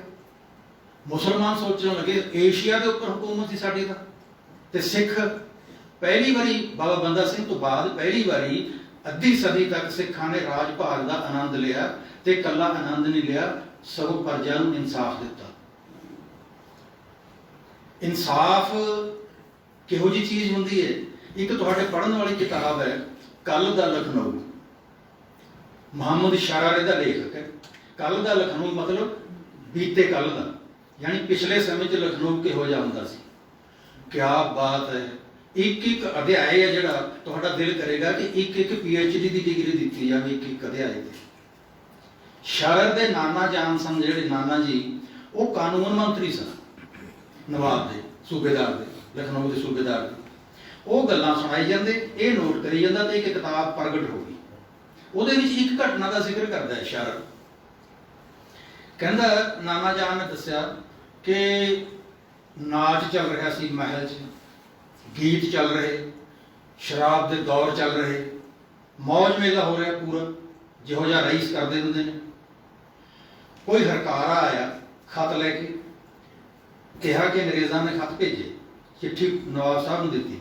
ਚਿੱਠੀ 'ਚ ਲਿਖਿਆ ਹੋਇਆ ਸੀ, ਅਸੀਂ ਤੁਹਾਡੇ ਮਹਿਲ ਨੂੰ ਘੇਰ ਲਿਆ, ਆਪਣੇ ਆਪ ਨੂੰ ਸਾਡੇ ਹਵਾਲੇ ਕਰੋ। ਚਿੱਠੀ ਸੁੱਟ ਦਿੱਤੀ। ਨਾਚ ਗਾਣਾ ਸ਼ਰਾਬ ਦਾ ਦੌਰ ਚੱਲਦਾ ਰਿਹਾ। ਥੋੜੀ ਦੇਰ ਅੰਗਰੇਜ਼ਾਂ ਨੇ ਉਡੀਕਿਆ, ਉਹਦੇ ਤੋਂ ਬਾਅਦ ਫਿਰ ਤੋਪ ਦਾ ਗੋਲਾ ਅੰਦਰ ਆ ਕੇ ਡਿੱਗਿਆ। ਜਦੋਂ ਤੋਪ ਦਾ ਗੋਲਾ ਅੰਦਰ ਡਿੱਗਿਆ ਮਹਿਲ ਦੇ, ਆ ਕੇ ਭਾਜਣਾ ਪੈ ਗਈਆਂ, ਸਾਰੇ ਦੌੜ ਗਏ। ਨਵਾਬ ਸਾਹਿਬ ਬੈਠੇ ਰਹੇ, ਅੰਗਰੇਜ਼ਾਂ ਨੇ ਆ ਕੇ ਗ੍ਰਿਫਤਾਰ ਕਰ ਲਿਆ। ਸ਼ਾਇਰ ਕਹਿੰਦਾ ਨਾਨਾ ਜਾਨ, नवाब साहब क्यों नहीं भागे? नाना जान ने दसिया, वो कैसे भागते बेटा जान, उनको जूता पहनाने वाला वहां कोई नहीं था। नवाब अपने आप थोड़ा पैर जुत्ती पाऊगा, ना ही नवाब ने नंगे पैर भजना, इस करके गिरफ्तार हो गए। लेखक कहता है, मैनू ये गल सुन के बड़ी संग लगी, शर्म आई। मैं पूछया नाना जान, मैं तो सुना सी मुगल बड़े बहादुर होंदे ने, बड़े बड़े योधे, ये ਜਿਹੜੀਆਂ ਤੁਹਾਡੇ ਤੋਂ ਮੈਂ ਗੱਲਾਂ ਸੁਣੀ ਜਾਂਦਾ, ਮੈਨੂੰ ਤਾਂ ਸ਼ਰਮ ਆਈ ਜਾਂਦੀ ਸੁਣ ਸੁਣ ਕੇ। ਇਹੋ ਜਿਹੇ ਸੀ ਸਾਡੇ ਨਵਾਬ ਤੇ ਬਾਦਸ਼ਾਹ, ਇਹ ਤਾਂ ਬੁਜ਼ਦਿਲ ਲੱਗਦੇ ਨੇ, ਮੈਨੂੰ ਬੇਵਕੂਫ ਲੱਗਦੇ ਨੇ। ਨਾਨਾ ਜਾਨ ਨੇ ਦੱਸਿਆ, ਕਹਿੰਦਾ ਬਰਖੁਰਦਾਰ ਰੱਬ ਸੱਚਾ ਸਮੇਂ ਸਮੇਂ ਧਰਤੀ ਉੱਪਰ ਵੱਖ-ਵੱਖ ਕੌਮਾਂ ਭੇਜਦਾ ਰਹਿੰਦਾ। ਉਹ ਕੌਮਾਂ ਧਰਤੀ ਤੇ ਭੇਜ ਕੇ ਰੱਬ ਇਹ ਵੀ ਦੇਖਦਾ ਰਹਿੰਦਾ ਹੈ ਕਿ ਮੇਰੀ ਪ੍ਰਜਾ ਨਾਲ ਇਨਸਾਫ ਕਰਨਗੇ, ਇਹਨਾਂ ਚ ਕਿਹੜੀ ਕੌਮ ਮੇਰੀ ਪ੍ਰਜਾ ਨਾਲ ਇਨਸਾਫ ਕਰੂਗੀ। ਰੱਬ ਨੂੰ ਜਦੋਂ ਵਿਸ਼ਵਾਸ ਹੋ ਜਾਂਦਾ ਕਿ ਫਲਾਣੀ ਕੌਮ ਇਨਸਾਫ ਕਰੂਗੀ, ਰੱਬ ਨੂੰ ਚੁੱਪ ਕਰਕੇ ਤਾਜ ਤੇ ਤਖਤ ਦੇ ਦਿੰਦਾ। ਸਾਨੂੰ ਸਾਡੀਆਂ ਨੇਕੀਆਂ ਸਦਕਾ ਤਾਜ ਤੇ ਤਖਤ ਮਿਲ ਗਏ ਸੀ, ਹਿੰਦੁਸਤਾਨੀਆਂ ਦੀਆਂ ਨਲਾਇਕੀਆਂ ਸਦਕਾ ਸਾਨੂੰ ਤਾਜ ਤੇ ਤਖਤ ਮਿਲ ਗਏ ਸੀ, ਲੇਕਿਨ ਜਦੋਂ ਅਸੀਂ ਇਨਸਾਫ ਕਰਨੋਂ ਹਟ ਗਏ ਫਿਰ ਸਾਡਾ ਹਸ਼ਰ ਉਹੀ ਹੋਣਾ ਸੀ ਜਿਹੜਾ ਹੋਇਆ। ਰੱਬ ਨੇ ਫਿਰ ਸਾਡੇ ਤੋਂ ਸਾਡਾ ਤਾਜ ਤੇ ਤਖਤ ਖੋਹ ਲਿਆ। ਮਹਾਰਾਜਾ ਰਣਜੀਤ ਸਿੰਘ ਦਾ ਜਿਹੜਾ ਰਾਜ ਸੀ, ਮਾਨਯੋਗ ਸਾਧ ਸੰਗਤ, ਇਹ ਇੱਕ ਬੰਦੇ ਦਾ ਰਾਜ ਥੋੜਾ ਸੀ, ਪੰਥ ਦਾ ਰਾਜ ਸੀ ਇਹ। ਤੇ ਕਿਉਂ ਮਿਲ ਗਿਆ ਸੀ? 8% ਦੀ ਗਿਣਤੀ ਸੀ ਮਹਾਰਾਜਾ ਰਣਜੀਤ ਸਿੰਘ ਦੇ ਰਾਜ ਸਿੱਖਾਂ ਦੀ, 8% ਨੇ 92% ਤੇ ਰਾਜ ਕੀਤਾ। ਇਸ ਕਰਕੇ ਕਿ 92% ਨੂੰ ਇਹ ਇਤਬਾਰ ਆ ਗਿਆ ਸੀ ਕਿ ਸਾਡੇ ਨਾਲ ਇਨਸਾਫ ਹੋਏ। ਉੱਥੇ ਇਹ ਨਹੀਂ ਦੇਖਿਆ ਜਾਂਦਾ ਸੀ ਹਿੰਦੂ ਹੈ, ਸਿੱਖ ਹੈ, ਮੁਸਲਮਾਨ, ਇਨਸਾਫ ਮਿਲਿਆ ਸੀ ਪ੍ਰਜਾ ਨੂੰ। ਇੱਕ ਬੰਗਾਲ ਰੈਜੀਮੈਂਟ ਦਾ ਆਰਮੀ ਅਫਸਰ ਪੰਜਾਬ ਚ ਆਇਆ ਸੀ 1808 ਚ। ਇਹ ਟੂਰ ਟੂ ਪੰਜਾਬ ਉਹਦੀ ਲਿਖਤ ਹੈ 40 ਕੁ ਪੰਨਿਆਂ ਦੀ। ਇਹ ਡਾਕਟਰ ਗੰਡਾ ਸਿੰਘ ਨੇ ਬੰਗਾਲ ਆਰਕਾਈਵਜ਼ ਤੋਂ ਲੱਭੀ ਸੀ ਤੇ Punjab past and present Punjabi university the magazine ਹੁੰਦਾ ਸੀ, ਉਹਦੇ ਵਿੱਚ ਛਾਪੀ। ਮੈਨੂੰ ਨਾ ਇੰਨੀ ਚੰਗੀ ਲੱਗੀ ਕਿ ਮੈਂ ਉਹਦੇ ਵੱਡੇ ਹਿੱਸੇ ਪੰਜਾਬੀ ਚ ਕਰਕੇ ਛਪਵਾਏ, ਸੰਗਤ ਨੇ ਬਹੁਤ ਪਸੰਦ ਕੀਤੇ। ਇਹ ਲਿਖਦਾ ਹੈ ਯਾਤਰੂ ਆਰਮੀ ਅਫਸਰ, ਕਹਿੰਦਾ ਮੈਂ ਪਿੰਡਾਂ 'ਚ ਸ਼ਹਿਰਾਂ 'ਚ ਥਾਂ ਥਾਂ ਤੇ ਪੁੱਛਿਆ ਲੋਕਾਂ ਨੂੰ ਤੁਹਾਡੀ ਕੋਈ ਤਕਲੀਫ? ਮੈਨੂੰ ਇਹ ਸੁਣਨ ਨੂੰ ਮਿਲਦਾ ਕਿ ਇਸ ਦੁਨੀਆ 'ਚ ਤਾਂ ਸਾਨੂੰ ਕੀ ਤਕਲੀਫ ਹੋਣੀ ਹੈ, ਸਾਨੂੰ ਤਾਂ ਅਗਲੇ ਜਹਾਨ 'ਚ ਵੀ ਤਕਲੀਫ ਨਹੀਂ ਕਦੀ ਕੋਈ ਹੋਣੀ, ਨਾ ਦੁੱਖ ਨਾ ਤਕਲੀਫ। ਵਜ੍ਹਾ ਇਸ ਸੰਸਾਰ 'ਚ ਸਾਨੂੰ ਮਹਾਰਾਜਾ ਰਣਜੀਤ ਸਿੰਘ ਮਿਲ ਗਿਆ, ਉਹ ਇਨਸਾਫ ਕਰਦਾ। ਅਗਲੇ ਜਹਾਨਾਂ ਵਾਸਤੇ ਗੁਰੂ ਸਾਹਿਬਾਨ ਨੇ, ਜੇ ਸਾਡੇ ਤੋਂ ਗਲਤੀਆਂ ਵੀ ਹੋਣਗੀਆਂ, ਗੁਸਤਾਖੀਆਂ ਵੀ ਹੋਣਗੀਆਂ, ਫਿਰ ਸਾਡੇ ਪਿਤਾ ਨੇ ਸਾਨੂੰ ਖਿਮਾ ਕਰ ਦੇਣਗੇ। ਸਾਡਾ ਤਾਂ ਦੋਵਾਂ ਜਹਾਨਾਂ ਦੇ ਵਿੱਚ ਸੁੱਖ ਹੀ ਸੁੱਖ ਹੈ, ਕਿਤੇ ਦੁੱਖ ਨਹੀਂ। ਇਹ ਮਾਹੌਲ ਸੀ। ਇਸ ਤਰ੍ਹਾਂ ਦਾ ਮਾਹੌਲ ਹੈ ਜਿਹੜਾ ਉਹ ਅੰਗਰੇਜ਼ਾਂ ਦੇ ਆਉਣ ਨਾਲ ਟੁੱਟ ਗਿਆ। ਸ਼ਾਹ ਮੁਹੰਮਦ ਦੀ ਪੰਕਤੀ ਹੈ, ਰਾਜ਼ੀ ਬਹੁਤ ਰਹਿੰਦੇ ਮੁਸਲਮਾਨ ਹਿੰਦੂ, ਸਿਰ ਦੋਹਾਂ ਦੇ ਉੱਤੇ ਆਫਾਤ ਆਈ। ਸ਼ਾਹ ਮੁਹੰਮਦ ਦਾ ਵਿੱਚ ਪੰਜਾਬ ਦੇ ਜੀ ਕਦੇ ਨਹੀਂ ਸੀ ਤੀਸਰੀ ਜ਼ਾਤ ਆਈ। ਇਹ ਜਿਹੜੀ ਤੀਸਰੀ ਜ਼ਾਤ ਆ ਗਈ ਨਾ, ਵਿਦੇਸ਼ੀ ਆ ਗਿਆ, ਉਹਦੇ ਤੌਰ ਤਰੀਕੇ ਇੱਥੋਂ ਦੇ ਲੋਕਾਂ ਨੂੰ ਸਹੀ ਨਹੀਂ ਲੱਗੇ। ਅੰਗਰੇਜ਼ਾਂ ਨੇ ਹਾਲਾਂਕਿ ਹੌਲੀ ਹੌਲੀ ਆਪਣੇ ਪੈਰ ਜਮਾਏ, ਲੇਕਿਨ ਦੇਰ ਤੱਕ ਸਿੱਖ, ਮੁਸਲਮਾਨ, ਹਿੰਦੂ ਇਹ ਸੋਚਦੇ ਰਹੇ ਕਿ ਚੰਦਰਗੁਪਤ ਮੌਰੀਆ ਵੇਲੇ ਈਰਾਨ ਵੀ ਸਾਡਾ ਹਿੰਦੁਸਤਾਨ ਦਾ ਹਿੱਸਾ ਹੁੰਦਾ ਸੀ। ਐਡੇ ਐਡੇ ਸਾਡੇ ਸਮੁੰਦਰ ਗੁਪਤ, ਕਿੱਡੇ ਕਿੱਡੇ ਵੱਡੇ ਸਾਡੇ ਸਮਰਾਟ ਯੋਧੇ ਹੋਏ, ਉਹਨਾਂ ਨੇ ਦੂਰ ਦੇਸ਼ਾਂ ਤੱਕ ਆਪਣੀ ਹਕੂਮਤ ਕਾਇਮ ਕੀਤੀ। ਇਹ ਅੰਗਰੇਜ਼ ਕਿਉਂ ਆ ਗਏ? ਅਸੀਂ ਗੁਲਾਮ ਕਿਉਂ ਹੋ ਗਏ? ਤਿੰਨੇ ਕੌਮਾਂ ਗੁਲਾਮ ਹੋਈਆਂ। ਆਖਰ 'ਚ ਇਸ ਨਤੀਜੇ ਤੇ ਪਹੁੰਚੀਆਂ, ਵੱਖ-ਵੱਖ ਪਲੇਟਫਾਰਮਾਂ ਤੇ ਆਪੋ ਆਪਣੇ ਘਰਾਂ 'ਚ, ਕੋਈ ਮਸੀਤਾਂ 'ਚ, ਕੋਈ ਮੰਦਿਰਾਂ 'ਚ, ਕੋਈ ਗੁਰਦੁਆਰਿਆਂ 'ਚ ਇਹ ਸੋਚਣ ਲੱਗੇ ਕਿ ਅਸੀਂ ਰੱਬ ਨੂੰ ਭੁੱਲ ਗਏ ਸੀ, ਅਸੀਂ ਆਪਣੇ ਧਰਮ ਤੋਂ ਖਾਲੀ ਹੋ ਗਏ ਸੀ। ਜਿਸ ਮਹਾਰਾਜਾ ਰਣਜੀਤ ਸਿੰਘ ਨੂੰ ਦਇਆ ਕਰਕੇ ਜੇ ਮਹਾਰਾਜ ਨੇ ਰਾਜ ਭਾਗ ਦੇ ਦਿੱਤਾ, ਫਿਰ ਉਹਨੂੰ ਸ਼ਰਾਬਾਂ ਅਯਾਸ਼ੀਆਂ ਚਾਹੀਦੀਆਂ ਸੀ, ਫਿਰ ਉਹਨੂੰ 2-2 ਦਰਜਨ ਵਿਆਹ ਕਰਾਣੇ ਬਣਦੇ ਸੀ। ਇੱਕ ਸਿੱਖ ਵਾਂਗੂ ਕਿਉਂ ਨਹੀਂ ਉਹਨੇ ਜ਼ਿੰਦਗੀ ਬਤੀਤ ਕੀਤੀ ਸੰਜਮ ਦੀ? ਬਸ ਫਿਰ ਜਦੋਂ ਇਸ ਤਰ੍ਹਾਂ ਕਰਨ ਲੱਗ ਗਿਆ, ਫਿਰ ਮਹਾਰਾਜ ਨਾਰਾਜ਼ ਹੋ ਗਏ, ਉਹਨਾਂ ਨੇ ਰਾਜ ਭਾਗ ਖੋਲੇ। ਹੁਣ ਕੀ ਕਰੀਏ? ਦੁਬਾਰਾ ਰਾਜ ਮਿਲ ਸਕਦਾ ਜੇ ਅਸੀਂ ਸਿੱਖ ਹੋ ਜਾਈਏ। ਮੁਸਲਮਾਨ ਸੋਚਣ ਲੱਗੇ ਜੇ ਅਸੀਂ ਮੁਸਲਮਾਨ ਹੋਈਏ ਸਾਨੂੰ ਮਿਲ ਸਕਦਾ। ਐ ਵੱਖ-ਵੱਖ ਕੌਮਾਂ ਆਪੋ ਆਪਣਾ ਵਿਸ਼ਲੇਸ਼ਣ ਕਰਨ ਲੱਗੀਆਂ, ਆਪਾ ਚੀਨਣ ਲੱਗੀਆਂ, ਆਪਣੇ ਵੱਲ ਦ੍ਰਿਸ਼ਟੀ ਮੋੜੀ ਵੀ ਸਾਡੇ 'ਚ ਨੁਕਸ ਸੀਗੇ। ਇਹ ਜਿਹੜੇ ਹਮਲਾਵਰ ਨੇ ਜਿਨ੍ਹਾਂ ਨੇ ਸਾਡੇ ਤੋਂ ਰਾਜ ਖੋਲਿਆ, ਉਹ ਨੁਕਸ ਨਹੀਂ, ਸਾਡੇ ਆਪਣੇ 'ਚ ਨੁਕਸ ਆ। ਫਿਰ ਹਿੰਦੂਆਂ 'ਚ ਬ੍ਰਹਮੋ ਸਮਾਜ, ਆਰੀਆ ਸਮਾਜ, ਮੁਸਲਮਾਨਾਂ 'ਚ ਲਹਿਰਾਂ ਚੱਲੀਆਂ ਸੁਧਾਰਵਾਦੀ, ਸਿੱਖਾਂ 'ਚ ਸਿੰਘ ਸਭਾ ਚੱਲੀ। ਸਿੰਘ ਸਭਾ ਲੈ ਸੀ ਜਿਹੜੀ, ਉਹਦੇ ਜਿਹੜੇ ਉਸਰਈਏ ਸਨ, ਮੋਢੀ ਸਨ, ਉਹਨਾਂ ਨੇ ਇਹ ਫੈਸਲਾ ਕੀਤਾ ਕਿ ਆਪਾਂ ਆਪਣੇ ਆਪ ਨੂੰ ਠੀਕ ਕਰੀਏ। ਠੀਕ ਕਰਨ ਵਾਸਤੇ ਗੁਰਦੁਆਰਾ ਸੁਧਾਰ ਲੈ, ਠੀਕ ਕਰਨ ਵਾਸਤੇ ਸਾਡਾ ਇੱਕ ਸਿਆਸੀ ਵਿੰਗ ਵੀ ਹੋਣਾ ਚਾਹੀਦਾ, ਸਾਡਾ ਧਾਰਮਿਕ ਵਿੰਗ ਵੱਖਰਾ ਹੋਵੇ। ਜਿਹੜਾ ਸਿਆਸੀ ਵਿੰਗ ਹੈ ਉਹਦਾ ਨਾਂ ਰੱਖਿਆ ਜਾਵੇ ਸ਼੍ਰੋਮਣੀ ਅਕਾਲੀ ਦਲ, ਤੇ ਜਿਹੜਾ ਧਾਰਮਿਕ ਵਿੰਗ ਹੈ ਉਹ ਸ਼੍ਰੋਮਣੀ ਗੁਰਦੁਆਰਾ ਪ੍ਰਬੰਧਕ ਕਮੇਟੀ। ਇੱਕ ਗੱਲ ਹੈ ਜਿਹੜੀ ਸੰਗਤ ਵਾਸਤੇ ਸ਼ਾਇਦ ਨਵੀਂ ਹੋਵੇ, ਉਹ ਇਹ ਕਿ ਅੰਗਰੇਜ਼ ਇਹਨਾਂ ਤਿੰਨਾਂ ਧਰਮਾਂ ਦੇ ਧਾਰਮਿਕ ਰਸਮਾਂ ਰਿਵਾਜਾਂ 'ਚ ਵਿਘਨ ਪਾਉਣ ਦਾ ਇੱਛੁਕ ਨਹੀਂ ਸੀ। ਸ਼੍ਰੋਮਣੀ ਗੁਰਦੁਆਰਾ ਪ੍ਰਬੰਧਕ ਕਮੇਟੀ ਦੀ ਰਜਿਸਟ੍ਰੇਸ਼ਨ ਅੰਗਰੇਜ਼ ਰਾਜ ਨੇ ਕੀਤੀ, ਅੰਗਰੇਜ਼ ਸਰਕਾਰ ਨੇ ਕੀਤੀ। ਉਹ ਕਹਿੰਦੇ ਸੀ ਵੀ ਸਿਆਸਤ ਦੇ ਵਿੱਚ ਦਖਲਅੰਦਾਜ਼ੀ ਨਾ ਦਿਓ, ਧਾਰਮਿਕ ਤੌਰ ਤੇ ਤੁਸੀਂ ਜੋ ਕਰਨਾ ਚਾਹੁੰਦੇ ਹੋ ਕਰੋ, ਸਾਡਾ ਇਹਦੇ ਨਾਲ ਕੋਈ ਤਾਲੁਕ ਨਹੀਂ। ਇਹ ਵਾਅਦਾ ਉਹਨਾਂ ਨੇ ਨਿਭਾਇਆ। ਤੁਸੀਂ ਦੇਖੋਗੇ ਕਿ ਪਾਦਰੀ ਆਉਂਦੇ ਰਹੇ ਯੂਰਪ 'ਚੋਂ ਧਰਮ ਪ੍ਰਚਾਰ ਕਰਨ, ਉਹਨਾਂ ਨੂੰ ਰੋਕਿਆ ਨਹੀਂ, ਲੇਕਿਨ ਸਰਕਾਰ ਦੀ ਸ਼ਾਇਦ ਨਹੀਂ ਮਿਲੀ ਉਹਨਾਂ ਨੂੰ।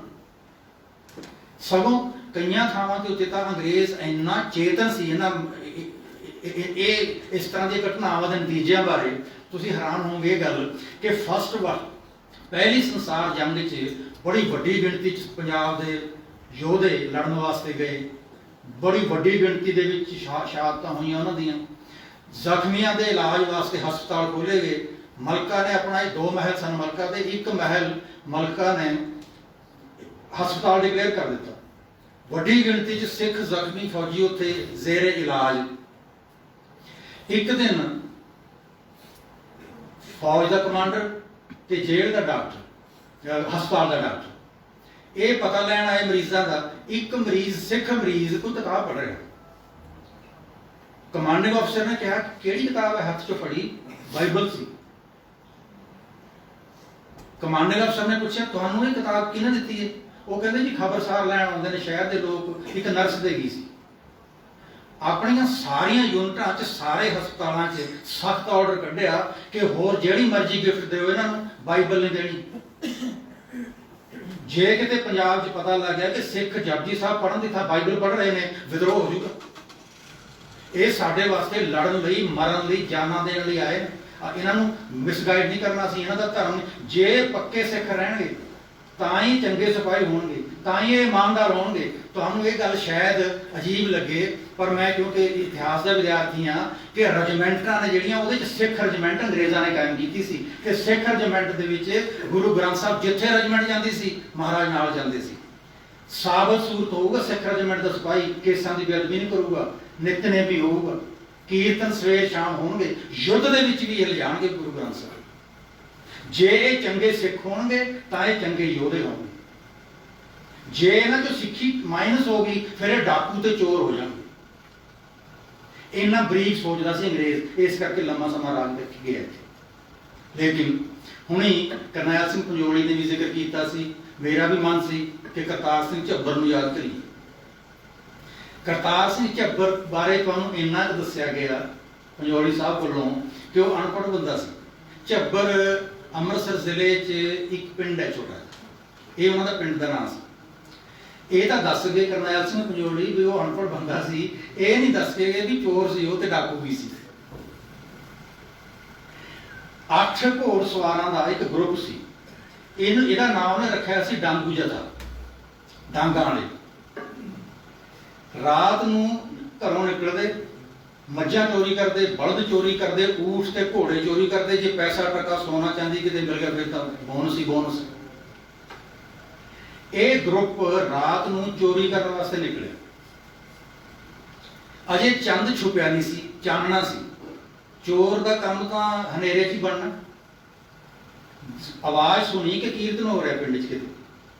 ਉਹ ਕਹਿਣ ਲੱਗੇ ਕਿ ਜਿੰਨਾ ਚਿਰ ਚੰਦ ਨਹੀਂ ਨਾ ਛਿਪਦਾ ਉਹਨਾਂ ਚਿਰ ਚਲੋ ਆਪਾਂ ਮੱਥਾ ਟੇਕ ਆਉਂਦੇ, ਆਪਾਂ ਕੀਰਤਨ ਸੁਣਨਾ ਨੇ। ਇਹ ਬੈਠ ਗਏ ਸਾਰੇ ਜਣੇ। ਜਿਹੜਾ ਬਾਬਾ ਕੀਰਤਨ ਕਰ ਰਿਹਾ ਸੀ, ਕਥਾ ਕਰ ਰਿਹਾ ਸੀ, ਉਹਦੇ ਬੋਲਾਂ 'ਚ ਇੰਨੀ ਮਿਠਾਸ, ਦਸਮ ਪਾਤਸ਼ਾਹ ਦਾ ਜਿਵੇਂ ਜ਼ਿਕਰ ਕੀਤਾ, ਦਸਮ ਪਾਤਸ਼ਾਹ ਕਿਹੋ ਜਿਹੇ ਸਨ, ਅਸੀਂ ਉਹਨਾਂ ਦੀ ਸੰਤਾਨ ਆ, ਪਿਤਾ ਸਾਡਾ ਦਾਤਾ ਤੇ ਸਾਨੂੰ ਵੀ ਦਾਤਾ ਬਣਾ ਕੇ ਚਲੇ। ਕਰਤਾਰ ਸਿੰਘ ਝੱਬਰ ਦੇ ਦਿਲ ਤੇ ਅਸਰ ਹੋਇਆ ਨਾ ਗੱਲਾਂ। ਉਹ ਸਾਥੀਆਂ ਨੂੰ ਕਹਿੰਦਾ ਯਾਰ ਆਪਾਂ ਤਾਂ ਦਾਤੇ ਹੁੰਦੇ ਸੀ ਤੇ ਅੱਜ ਆਪਾਂ ਚੋਰ ਹਾਂ। ਬਚਦੇ ਬਚਾਉਂਦੇ, ਛੁਪਦੇ ਛੁਪਾਉਂਦੇ, ਕੁਕਰਮ ਕਰਨ ਨੂੰ ਹਨੇਰਾ ਉਡੀਕ ਰਿਹਾ ਕਿ ਹਨੇਰਾ ਕਦੋਂ ਹੋਊਗਾ। ਮੇਰਾ ਤਾਂ ਦਿਲ ਕਰਦਾ ਨਹੀਂ, ਮੈਂ ਤਾਂ ਇਹ ਕੰਮ ਛੱਡਣਾ। ਉਹ ਸਾਥੀ ਕਹਿੰਦੇ ਤੂੰ ਤਾਂ ਸਾਡਾ ਆਗੂ ਹੈ, ਲੀਡਰ ਹੈ ਸਾਡਾ, ਤੇਰੇ ਦਿਲ ਨੂੰ ਕੀ ਹੋ ਗਿਆ? ਕਹਿੰਦਾ ਵੀ ਦੇਖੋ ਮੈਨੂੰ ਕਰੋ ਖਿਮਾ, ਮੈਂ ਤੁਹਾਨੂੰ ਹਟਾ ਨਹੀਂ ਸਕਦਾ। ਇੱਕ ਦਿਨ ਜਦੋਂ ਤੁਹਾਡੇ ਦਿਲ ਤੇ ਕੋਈ ਅਸਰ ਹੋਇਆ ਹਟ ਜਾਓਗੇ, ਪਰ ਮੈਂ ਤਾਂ ਅੱਜ ਤੋਂ ਬਾਅਦ ਇਹ ਕੰਮ ਕਰਨਾ, ਮੈਂ ਨਹੀਂ ਚੋਰੀ ਕਰਦਾ। ਮੈਨੂੰ ਦਸਮ ਪਾਤਸ਼ਾਹ ਦਾ ਪਤਾ ਹੀ ਨਹੀਂ ਸੀ ਕਿਹੋ ਜਿਹੇ ਸਨ। ਬਾਕੀ ਬੰਦੇ ਚਲੇ ਗਏ, ਦੁਬਾਰਾ ਗਿਆ। ਉਹ ਕੀਰਤਨੀਆ ਬਾਬਾ ਦਾ ਪ੍ਰੋਗਰਾਮ ਸਮਾਪਤ ਹੋ ਗਿਆ ਸੀ। ਕਹਿਣ ਲੱਗਾ ਜੀ ਬਾਬਾ ਜੀ ਤੁਹਾਡੀਆਂ ਗੱਲਾਂ ਸੁਣ ਕੇ ਮੇਰਾ ਦਿਲ ਕਰਦਾ ਮੈਂ ਅੰਮ੍ਰਿਤ ਛਕਾਂ। ਬਾਬਾ ਜੀ ਕਹਿੰਦੇ ਫਿਰ ਨਿਤਨੇਮ ਕਰਨਾ ਪਿਆ ਕਰਨਾ, ਪਾਠ ਕਰਨਾ ਆਉਂਦਾ ਤੈਨੂੰ? ਕਹਿੰਦਾ ਨਾ ਜੀ ਮੈਂ ਤਾਂ ਕੋਰਾ ਅਨਪੜ੍ਹ, ਮੈਨੂੰ ਤਾਂ ਨਹੀਂ ਆਉਂਦਾ। ਉਹ ਬਾਬਾ ਜੀ ਕਹਿੰਦੇ ਜਿਹੜਾ ਕੋਰਾ ਅਨਪੜ੍ਹ ਸੀ ਉਹਨੂੰ ਅੰਮ੍ਰਿਤ ਛਕਾਉਂਦੇ ਨਹੀਂ, ਪਹਿਲਾਂ ਨਿਤਨੇਮ ਹੀ ਹੋਣਾ ਪਏਗਾ ਤੈਨੂੰ। ਜਿਹੜਾ ਬਾਣੀ ਦਾ ਪਾਠ ਨਹੀਂ ਕਰ ਸਕਦਾ ਉਹ ਫਿਰ ਸਿੱਖ ਕਿਵੇਂ ਹੋਊਗਾ? ਉਹ ਕਹਿੰਦਾ ਜੀ ਫਿਰ ਤੁਸੀਂ ਮੈਨੂੰ ਸਿਖਾ ਦਿਓ ਗੁਰਮੁਖੀ। ਉਹ ਕਹਿੰਦਾ ਕਿ ਇੱਥੇ ਆਉਣ ਲੱਗ ਜਾ, ਸਵੇਰੇ ਸ਼ਾਮ ਜਦੋਂ ਤੇਰਾ ਵਕਤ ਲੱਗਿਆ ਕਰ ਮੈਂ ਕਿਸੇ ਦੀ ਡਿਊਟੀ ਲਾ ਦੂੰਗਾ। 1 ਮਹੀਨਾ ਉਸ ਪਿੰਡ ਦੇ ਗੁਰਦੁਆਰੇ 'ਚ ਗੁਰਮੁਖੀ ਪੜ੍ਹਨੀ, ਲਿਖਣੀ, ਸਮਝਣੀ, ਇਹ ਸਿੱਖੀ ਕਰਤਾਰ ਸਿੰਘ ਝੱਬਰ। ਜਦੋਂ ਗੁਰਮੁਖੀ ਪੜ੍ਹਨ ਲੱਗਿਆ ਉਹਨੇ ਅਖਬਾਰ ਲਵਾ ਲਿਆ। अखबार आने लग गया। अखबार चो पढ़ता कि फलानी फलानी थां फलाने पिंड च फलाने गुरुद्वारे च आ वारदात हुई है, माड़ियां वारदात। वो कहता कि ये खबरां जी मैं पढ़ता रहना सुनता भी रहना, हूँ ये आप जाके पता करना चाहिए ये सारा सिलसिला है कि। लो जी घोड़ा पीड़िया ते गुरुद्वारे इतिहासक गुरुद्वारों के दर्शन करने वास्ते झब्बर पिंड चो चल गए। थां थां गुरुद्वारों के विच कुकर्म ते बेअदबियां होंदियां देखियां। यानी एक एग्जाम्पल दस देना सिर्फ तुहानूं कि तरनताਰਨ साहब के इतिहासक गुरुद्वारे दे विच उन्हें मत्था टेकिया ते कहा कि कड़ाह प्रशाद लंगर इहदी सेवा कित्थे हुंदी है। वो कहंदे जी लंगर है जिहड़ा वो हलवाई नूं ठेके ते दित्ता जांदा हर साल, फिर हलवाई तैयार करदा, कुछ हलवाई कमांदा, कुछ गुरुद्वारे नूं पैसे आ जांदे ने, लंगर ने जिहड़े ठेके ते जांदे। कड़ाह प्रशाद उधर बन रहा कड़ाह प्रशाद। उन्हें देखा कि एक हलवाई नंगे सिर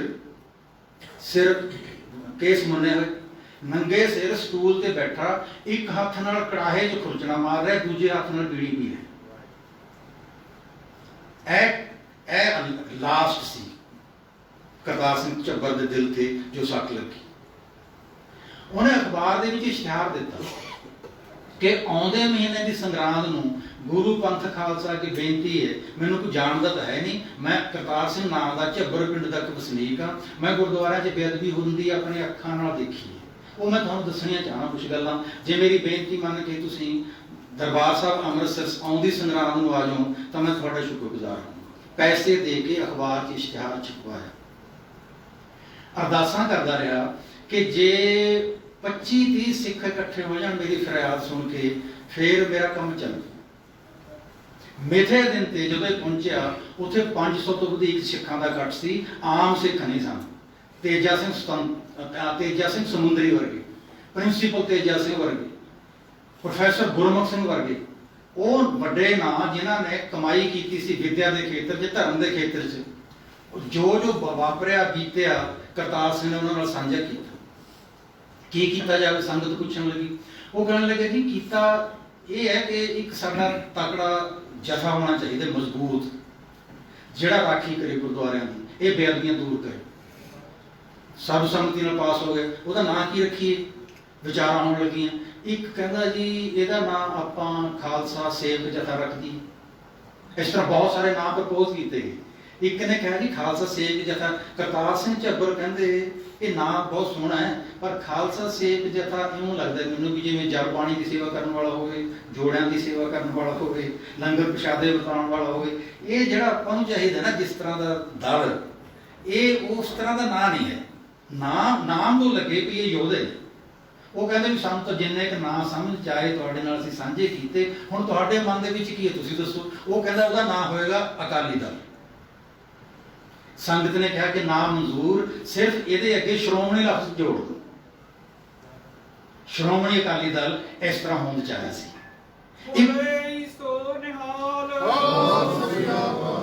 एक शख्स जिहदा कित्ता चोरी करना सी, जिहड़ा कोरा अनपढ़ सी, जदों दसम पातशाह के कुछ बचन सुने बदल गए। अक्सर कहा करता सी कि मेरे वर्गे लफंगियां नूं बदमाशां नूं नत्थ दसम पातशाह तो बिना होर कोई पा ही नहीं सकता सी। तो इस तरह आया श्रोमणी अकाली दल होंद च। फिर विचाराएं होने लगियां कि आपां एक धार्मिक ग्रुप है जिहड़ा वो वखरा मेनटेन करना। ये जिहड़ी मैं तुहानूं करतार सिंह झब्बर दी साखी सुनाई है ना, ये पटियाले दे सनौर रोड उत्ते एक छोटा जिहा पिंड है बूटा सिंह वाला, उत्थों दे सरदार नारायण सिंह सन। मैनूं नहीं ये पता भी अज की जिहड़ी किताब इन्हां ने वंडणी है प्रबंधकां ने, ये ओह है या कोई होर है, लेकिन करतार सिंह झब्बर किताब का टाइटल है, ये सरदार नारायण सिंह ने लिखी है। मैं जो गुरमत काल का विद्यार्थी सी, सरदार नारायण सिंह कदी कदाई सानूं विद्यार्थियों नूं मिलण गुरमत कालेज आउंदे हुंदे सी। असीं साडी मंग ये हुंदी सी भी सरदार साहब जी सानूं ननकाणा साहब के मोर्चे की, जैतो के मोर्चे की कोई गल सुणाओ। ननकाणा साहब के मोर्चे की, जो ननकाणा साहब गुरुद्वारा प्रबंधक कमेटी के जनरल सकत्तर सन सरदार नारायण सिंह, जदों वो ननकाणा साहब दी गल्लां सुणांदे, उन्हां गिणती नहीं किन्ने वारी असीं सुणी उन्हां तों गल्लां, उन्हां दी अख कदी सुक्की नहीं रही सी। ਗੱਲਾਂ ਸੁਣਾਉਂਦੇ ਸੁਣਾਉਂਦੇ ਸਾਨੂੰ ਕਿਆ ਕਰਦੇ, ਇਹਨਾਂ ਹੱਥਾਂ ਨਾਲ ਮੈਂ ਸਾਡੇ ਯੋਧਿਆਂ ਦੀਆਂ ਬੋਟੀਆਂ ਮਾਸ ਦੀਆਂ ਪ੍ਰਕਰਮਾਂ ਚੋਂ ਚੁੱਕ ਚੁੱਕ ਕੇ ਇਕੱਠੀਆਂ ਕੀਤੀਆਂ ਸੀ। ਇਹੋ ਜਿਹੇ ਜਰਨੈਲ ਸਨ ਸਾਡੇ। ਔਰ ਇੱਕ ਹੋਰ ਦੇਖੋ ਤੁਸੀਂ, ਸਾਨੂੰ ਹੁਣ ਤੱਕ ਪੜ੍ਹਾਇਆ ਜਾਂਦਾ ਰਿਹਾ ਕਲਾਸਾਂ 'ਚ ਕਿ ਪੰਜਾਬ ਕੇਸਰੀ ਲਾਲਾ ਲਾਜਪਤ ਰਾਏ ਹੋਊਗੀ ਜੀ ਬੜੀ ਵੱਡੀ ਕੁਰਬਾਨੀ, ਲੇਕਿਨ ਇਹ ਜਿਹੜਾ ਗੁਰਦੁਆਰਾ ਸੁਧਾਰ ਲਹਿਰ ਸੀ ਉਹਦੇ 'ਚ ਕੀ ਰੋਲ ਅਦਾ ਕੀਤਾ ਸੀ ਲਾਜਪਤ ਰਾਏ ਨੇ, ਇਹ ਨਾਰਾਇਣ ਸਿੰਘ ਦੇ ਕਲਮ ਤੋਂ ਤੁਹਾਡੇ ਨਾਲ ਸ਼ੇਅਰ ਕਰਨਾ। ਸਾਨੂੰ ਜ਼ੁਬਾਨੀ ਤੋਂ ਸੁਣਾਉਂਦੇ ਰਹਿੰਦੇ ਸੀ। ਜਥਾ ਜਾ ਰਿਹਾ, ਅੰਦਰ ਬਦਮਾਸ਼ਾਂ ਦਾ ਮਹੰਤਾਂ ਦਾ ਟੋਲ ਹੈ, ਕੁਛ ਵੀ ਵਾਪਰ ਸਕਦਾ। ਲਾਲਾ ਲਾਜਪਤ ਰਾਏ ਨੇ ਲਗਭਗ 100 ਔਰਤਾਂ ਇਕੱਠੀਆਂ ਕੀਤੀਆਂ, ਹਿੰਦੂ ਬੀਬੀਆਂ। ਇਹ ਕਿਹਾ ਕਿ ਤੁਸੀਂ ਅੰਦਰ ਜਾਓ ਪ੍ਰਕਰਮਾਂ 'ਚ ਸੇਵਾ ਕਰਨ ਦੇ ਬਹਾਨੇ। ਜਦੋਂ ਇਹ ਸਿੱਖ ਯੋਧੇ ਹੋਣਗੇ ਉਦੋਂ ਤੁਸੀਂ ਇਹਨਾਂ ਦੀ ਬੇਇੱਜ਼ਤੀ ਕਰਨੀ ਹੈ, ਇਹਨਾਂ ਦੀਆਂ ਪੱਗਾਂ ਉਤਾਰਨੀਆਂ, ਇਹਨਾਂ ਦੇ ਕੇਸਾਂ ਨੂੰ ਦਾੜਿਆਂ ਨੂੰ ਹੱਥ ਪਾਉਣਾ।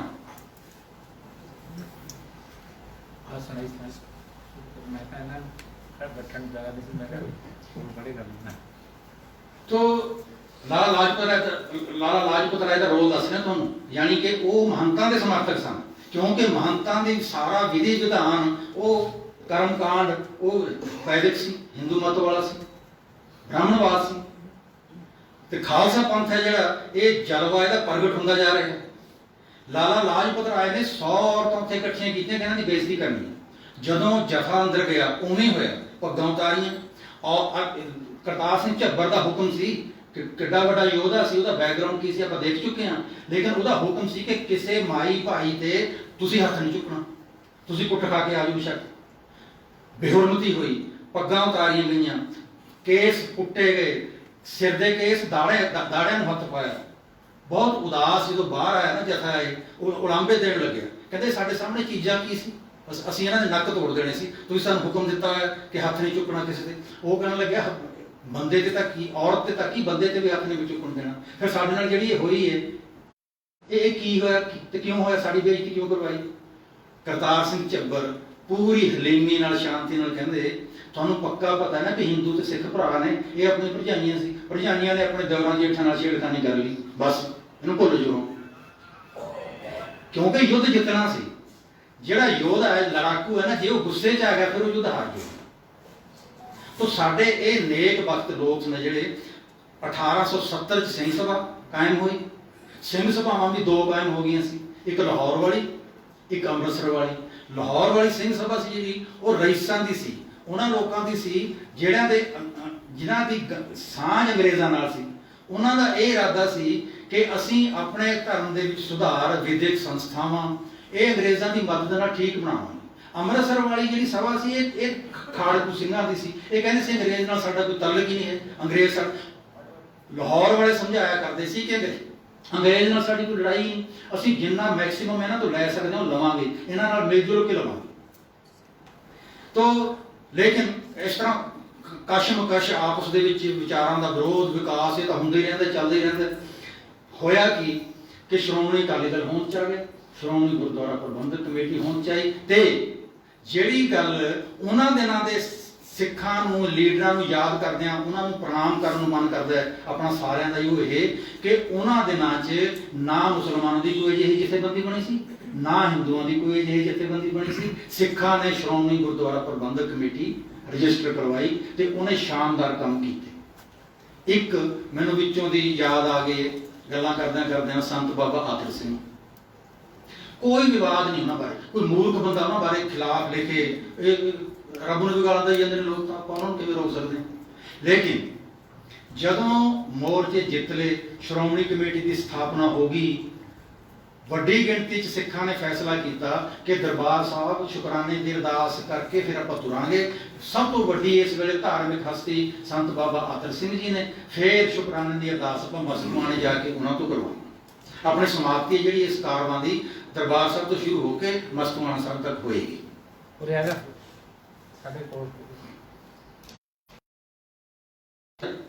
संत बाबा जी को खबर मिली, संत जी आ गए, पंथ दे किवें दर्शन दीदारे नसीब होए, अज खैर का है, कहने लगे खैर है जी।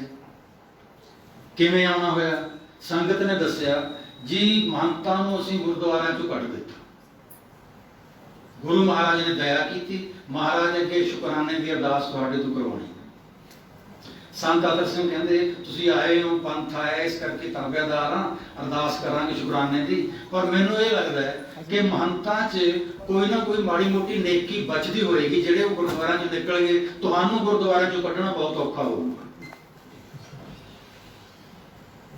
ਇਹ ਜਿਹੜੇ ਆਏ ਸਨ ਸ਼ਖਸ ਉਹ ਕੁਰਬਾਨੀ ਵਾਲੇ ਸਨ, ਯੋਧੇ ਸਨ ਯਕੀਨਨ, ਲੇਕਿਨ ਬੰਦਗੀ ਕਰਨ ਵਾਲੇ ਸ਼ਖਸ ਸਨ ਸੰਤ ਬਾਬਾ ਅਤਰ ਸਿੰਘ। ਉਹਨਾਂ ਨੇ ਇਹ ਬਾਤ ਆ ਕੇ ਇੱਕ ਭਵਿੱਖਬਾਣੀ ਕਰ ਦਿੱਤੀ ਕਿ ਹੁਣ ਜਿਹੜੇ ਜਦੋਂ ਪ੍ਰਬੰਧ ਚੱਲ ਜਾਣੇ ਨਾ ਅਸੀਂ, ਉਦੋਂ ਸਾਡੇ 'ਚ ਕਈ ਕਿਸਮ ਦੇ ਵਿਗਾੜ ਹੋਣੇ ਸੁਭਾਵਿਕ ਹੀ ਨੇ। ਇਹਨਾਂ ਗੱਲਾਂ ਦਾ ਪਤਾ ਆਮ ਆਦਮੀ ਨੂੰ ਨਹੀਂ ਲੱਗਦਾ, ਸੰਤਾਂ ਮਹਾਂਪੁਰਖਾਂ ਨੂੰ ਲੱਗ ਜਾਂਦਾ।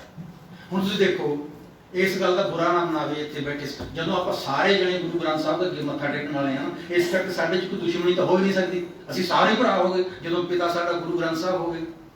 ਲੇਕਿਨ ਅੱਜ ਕੱਲ ਇੱਕ ਇਸ਼ਤਿਹਾਰ ਆਇਆ ਮੇਰੇ WhatsApp ਤੇ, ਜਿਹੜਾ ਸ਼੍ਰੋਮਣੀ ਗੁਰਦੁਆਰਾ ਪ੍ਰਬੰਧਕ ਕਮੇਟੀ ਦੇ 100 ਸਾਲਾ ਸਥਾਪਨਾ ਦਿਵਸ ਮਨਾਇਆ ਜਾ ਰਿਹਾ, ਕੇਂਦਰੀ ਸਭ ਤੋਂ ਵੱਡਾ 17 ਨਵੰਬਰ ਨੂੰ ਦਰਬਾਰ ਸਾਹਿਬ ਸਮੁੰਦਰੀ ਹਾਲ 'ਚ, ਉਹਦਾ ਸੱਦਾ ਪੁੱਤਰ ਡਾਕਟਰ ਚੀਮਾ, ਕੀ ਨਾਮ ਜੀ ਉਹਨਾਂ ਦਾ, ਬਲਦੇਵ ਸਿੰਘ, ਦਲਜੀਤ ਸਿੰਘ ਚੀਮਾ ਤੇ ਸਰਦਾਰ ਸੁਖਬੀਰ ਸਿੰਘ। ਦਲਜੀਤ ਜਾਰੀ ਕਰਤਾ on behalf of Sukhbir Singh Badal, Daljit Singh Cheema. Shiromani Gurdwara Prabandhak committee ਨੂੰ ਇਹ ਸੱਦਾ ਪੱਤਰ ਦੇਣ ਦਾ ਹੱਕ ਕਿਉਂ ਨਹੀਂ ਸੀ? ਮੈਂ ਕਹਿੰਦਾ ਚਲੋ ਸ਼੍ਰੋਮਣੀ ਗੁਰਦੁਆਰਾ ਪ੍ਰਬੰਧਕ ਕਮੇਟੀ ਦੇ ਪ੍ਰਧਾਨ ਨੂੰ ਨਜ਼ਰਅੰਦਾਜ਼ ਕਰ ਦਿਓ, ਜਥੇਦਾਰ ਅਕਾਲ ਤਖਤ ਅਪੀਲ ਕਰਦੇ। ਦੋ ਸਾਡੇ ਸਾਹਮਣੇ ਸ਼੍ਰੋਮਣੀ ਰੁਤਬੇ ਨੇ, ਲੇਕਿਨ ਜਦੋਂ ਧਰਮ ਉੱਪਰ ਸਿਆਸਤ ਹਾਵੀ ਹੋ ਜੇ ਤਾਂ ਇਸ ਤਰ੍ਹਾਂ ਦੇ ਸੱਦਾ ਪੱਤਰ ਹੋਣਗੇ। ਕੀ ਆਪਾਂ ਨੂੰ ਇਸ ਗੱਲ ਦਾ ਪਤਾ? ਦੇਖੋ, ਮੈਂ ਟੌੜਾ ਸਾਹਿਬ ਦੀ ਸੰਗਤ ਕੀਤੀ ਹੋਈ ਹੈ, ਹਸਮੁਖ ਸਨ, ਦੂਰ ਦੀ ਸੋਚਦੇ ਸਨ, ਕਈਆਂ ਸੰਕਟਾਂ ਚੋਂ ਲੰਘੇ, ਆਪਾਂ ਜਾਣਦੇ ਹੀ ਹਾਂ। ਉਹਨਾਂ ਦੀਆਂ ਕੁਝ ਮਿੱਠੀਆਂ ਰਮਜ਼ਾਂ ਭਾਈ ਲੌਂਗੋਵਾਲ ਦੇ ਵਿੱਚੋਂ ਦਿਸਦੀਆਂ ਨੇ, ਲੇਕਿਨ ਮੈਂ ਕਿਉਂਕਿ ਇਤਿਹਾਸ ਵਾਚਦਾ, ਮੈਨੂੰ ਇਸ ਗੱਲ ਦਾ ਪਤਾ ਹੈ ਕਿ ਕਿਉਂਕਿ ਸਿਆਸਤ ਹੈ ਜਿਹੜੀ ਉਹ ਤਾਕਤਵਰ ਹੈ, ਭਾਈ ਲੌਂਗੋਵਾਲ ਜੋ ਕੁਝ ਕਰਨਾ ਚਾਹੁੰਦੇ ਨੇ ਉਹ ਨਹੀਂ ਕਰ ਸਕਦੇ। ਜੇ ਮੈਨੂੰ ਸ਼੍ਰੋਮਣੀ ਕਮੇਟੀ ਦਾ ਪ੍ਰਧਾਨ ਬਣਾ ਦੋ, ਮੰਨ ਲਓ ਕਿਸੇ ਵਜ੍ਹਾ ਸਬਬ, ਮੈਂ ਵੀ ਨਹੀਂ ਕਰ ਸਕੂੰਗਾ ਜੋ ਮੈਂ ਚਾਹੂੰ।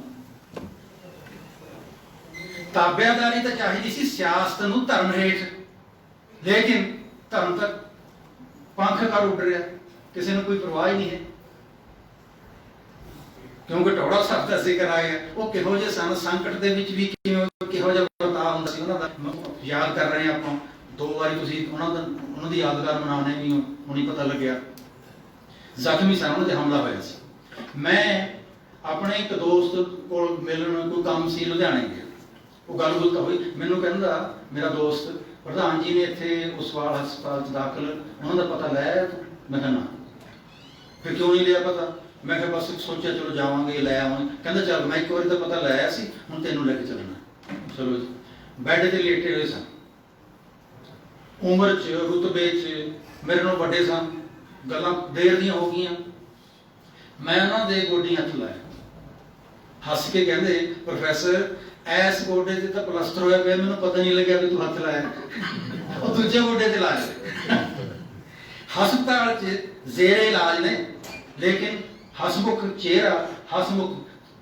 ਸਾਡੇ ਸਾਰਿਆਂ ਦੇ ਕੰਮ ਨਹੀਂ ਕੀਤੇ ਉਹਨਾਂ ਨੇ, ਕਰ ਹੀ ਨਹੀਂ ਸਕਦੇ, ਲੇਕਿਨ ਸਾਡੀ ਦੁੱਖ ਤਕਲੀਫ ਸੁਣਦੇ ਤਾਂ ਸੀ। ਚਲੋ 4 ਵਜੇ ਉੱਠੀਏ, ਇਸ਼ਨਾਨ ਕਰੀਏ, ਟੌੜਾ ਪਿੰਡ ਕਿਹੜਾ ਦੂਰ ਹੈ, ਚਲੋ ਉੱਥੇ ਚੱਲੀਏ। ਲਾਈਨਾਂ ਲੱਗੀਆਂ ਹੁੰਦੀਆਂ ਸੀ ਸਵੇਰੇ ਅੰਮ੍ਰਿਤ ਵੇਲੇ ਉਹਨਾਂ ਨੂੰ ਮਿਲਣ ਵਾਲਿਆਂ ਦੀਆਂ। ਫੇਰ ਰਿਪੀਟ ਕਰਾਂ, ਸਾਰਿਆਂ ਦੀਆਂ ਗੱਲਾਂ, ਸਾਰਿਆਂ ਦੇ ਮਨ ਦੀਆਂ ਮੁਰਾਦਾਂ ਤਾਂ ਆਪਾਂ ਕਈ ਵਾਰੀ ਆਖਦੇ ਨੇ ਰੱਬਾ ਤੂੰ ਨਹੀਂ ਕਰਦਾ ਪੂਰੀਆਂ ਸਾਡੀਆਂ, ਸਾਡੀ ਸੁਣਦਾ ਨਹੀਂ ਤੂੰ, ਬੰਦਾ ਨਹੀਂ ਕਰ ਸਕਦਾ, ਲੇਕਿਨ ਲੋੜਵੰਦ ਬੰਦੇ ਉੱਥੇ ਜਾਂਦੇ, ਉਹਨਾਂ ਨੂੰ ਧਰਵਾਸ ਮਿਲਦਾ ਸੀ। ਅੱਜ ਦੀ ਲੀਡਰਸ਼ਿਪ ਹੈ ਜਿਹੜੀ ਸਾਡੀ ਸ਼੍ਰੋਮਣੀ ਅਕਾਲੀ ਦਲ ਦੀ ਲੀਡਰਸ਼ਿਪ, ਉਹਨੂੰ ਤਾਂ ਮਿਲਣਾ ਵੀ ਔਖਾ ਹੋਇਆ, ਕੰਮ ਤਾਂ ਕੀ ਕਰਵਾਉਣਾ ਇਹਨਾਂ ਨੂੰ। ਸੋ ਇਹ ਸਾਡੇ 'ਚ ਨੁਕਸ ਨੇ।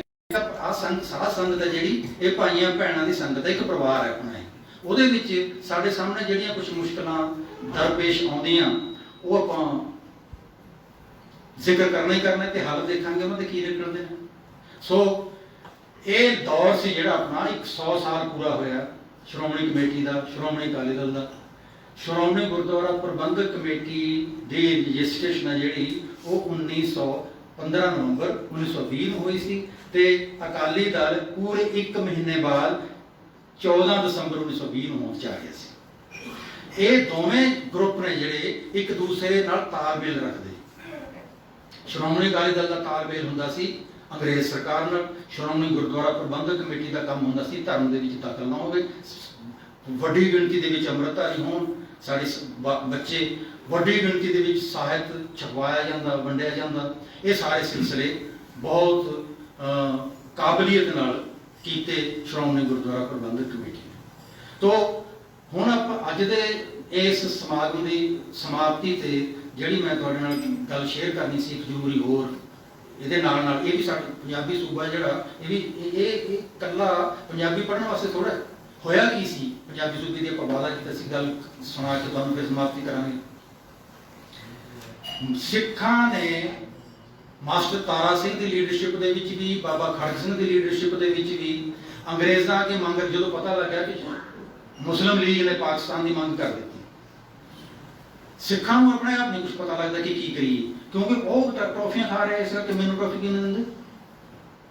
ਜਦੋਂ ਮੁਸਲਿਮ ਲੀਗ ਨੇ ਜਿਨਾਹ ਦੀ ਅਗਵਾਈ 'ਚ ਪਾਕਿਸਤਾਨ ਦੀ ਮੰਗ ਕੀਤੀ ਮੁਸਲਮਾਨਾਂ ਦਾ ਵੱਖਰਾ ਦੇਸ਼ ਹੋਵੇ, ਫਿਰ ਮਾਸਟਰ ਤਾਰਾ ਸਿੰਘ ਕਹਿੰਦੇ ਫਿਰ ਖਾਲਿਸਤਾਨ ਕਿਉਂ ਨਹੀਂ ਹੋਣਾ ਚਾਹੀਦਾ। ਅੰਗਰੇਜ਼ ਕਹਿੰਦੇ ਸਾਨੂੰ ਕੀ ਇਤਰਾਜ਼ ਇਸ ਗੱਲ ਤੇ, ਖਾਲਿਸਤਾਨ ਵੀ ਹੋਣਾ ਚਾਹੀਦਾ। ਲੇਕਿਨ ਆਪਾਂ ਜਨਗਣਨਾ ਕਰਾਈਏ, ਮਰਦਮਸ਼ੁਮਾਰੀ ਕਰਾਈਏ, ਗਿਣਤੀ ਕਰਾਈਏ। ਗਿਣਤੀ 'ਚ ਮਹਾਰਾਜਾ ਰਣਜੀਤ ਸਿੰਘ ਦਾ ਪੰਜਾਬ ਤੱਕ ਕਿੱਡਾ ਵੱਡਾ ਹਾਈਵੇ ਸੀ, ਉਹਦੇ ਨਾਲ ਤੁਸੀਂ ਰਣਜੀਤ ਸਿੰਘ ਦੇ ਚੜ੍ਹਦੇ ਪਾਸੇ ਸਤਲੁਜ ਤੋਂ ਰਿਆਸਤਾਂ ਲਾ ਲਓ ਸਾਰੀ, ਪਟਿਆਲਾ, ਜੀਂਦ, ਨਾਭਾ, ਕੈਥਲ, ਇਹ ਸਾਰੇ ਦਿੱਲੀ ਦੀਆਂ ਜੜ੍ਹਾਂ ਤੱਕ ਜਾ ਸਕਦੇ ਆਪਾਂ, ਜਿੱਥੇ ਜਿਹੜੇ ਸਾਡਾ ਰਾਜ ਸੀ। ਸਿੱਖ ਕਹਿਣ ਲੱਗੇ ਐਡਾ ਵੱਡਾ ਪੰਜਾਬ ਪੇਸ਼ਾਵਰ ਤੋਂ ਲੈ ਕੇ ਸਤਲੁਜ ਦੇ ਕਿਨਾਰੇ ਤੱਕ, ਫਿਰ ਸਤਲੁਜ ਤੋਂ ਪਾਰ ਵੀ ਚੜ੍ਹਦੇ ਵਾਲੇ ਪਾਸੇ ਸਾਡੀ ਸਿੱਖ ਰਿਆਸਤਾਂ ਨੇ, ਐਡਾ ਖਾਲਿਸਤਾਨ ਚਾਹੀਦਾ। ਅੰਗਰੇਜ਼ ਕਹਿੰਦੇ ਨਹੀਂ, ਹੁਣ ਨਵੀਂ ਨੀਤੀ ਦੇ ਮੁਤਾਬਕ ਮੁਸਲਮਾਨਾਂ ਨੂੰ ਉਸ ਖਿੱਤੇ ਤੇ ਰਾਜ ਕਰਨ ਦਾ ਹੱਕ ਹੋਊਗਾ ਜਿੱਥੇ ਉਹਨਾਂ ਦੀ ਬਹੁ ਗਿਣਤੀ ਸ਼ੁਰੂ ਹੋਈ।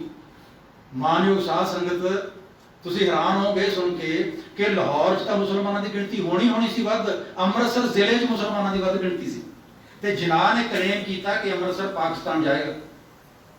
ਅੰਗਰੇਜ਼ਾਂ ਨੇ ਮਾਸਟਰ ਤਾਰਾ ਸਿੰਘ ਨੂੰ ਕਿਹਾ ਕਿ ਤੁਸੀਂ ਲੁੱਟੇ ਜਾਓਗੇ ਜੇ ਦਰਬਾਰ ਸਾਹਿਬ ਪਾਕਿਸਤਾਨ ਚਲਾ ਗਿਆ, ਤੁਸੀਂ ਇਹ ਮੰਗ ਕਰੋ ਕਿ ਨਨਕਾਣਾ ਸਾਹਿਬ ਸਾਡਾ ਹੈ, ਅਸੀਂ ਨਨਕਾਣਾ ਸਾਹਿਬ ਪੂਰਾ ਨਹੀਂ ਲਕੀਰ ਮਾਰਨ ਦੇਣੀ।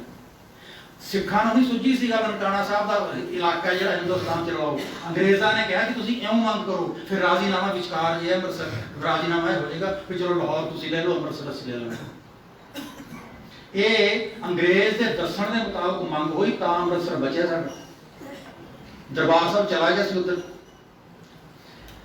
ਸਿੱਖਾਂ ਨੇ ਪ੍ਰਤੀਤ ਕੀਤਾ, ਲੀਡਰਾਂ ਨੇ ਪ੍ਰਤੀਤ ਕੀਤਾ ਕਿ ਸਾਡੀ ਬਹੁ ਗਿਣਤੀ ਨਹੀਂ ਹੈ, ਜੇ ਬਹੁ ਗਿਣਤੀ ਹੁੰਦੀ ਕਿਤੇ ਤਾਂ ਫਿਰ ਸਾਡਾ ਰਾਜ ਸਾਨੂੰ ਮਿਲ ਜਾਣਾ ਸੀ। ਜਦੋਂ 1947 ਦੇਸ਼ ਦੀ ਵੰਡ ਹੋ ਗਈ, ਹੋਈ ਮੁਸੀਬਤਾਂ ਤਾਂ ਬਹੁਤ ਹੋਈਆਂ, ਨੁਕਸਾਨ ਹੀ ਨੁਕਸਾਨ ਹੋਏ, ਫਾਇਦਾ ਤਾਂ ਕੋਈ ਹੋਇਆ ਹੀ ਨਹੀਂ। ਲੇਕਿਨ ਇੱਕ ਚੀਜ਼ ਹੋਈ ਕਿ ਉਧਰੋਂ ਸਿੱਖ ਵਸੋਂ ਉੱਜੜ ਕੇ ਇੱਧਰ ਆ ਗਈ।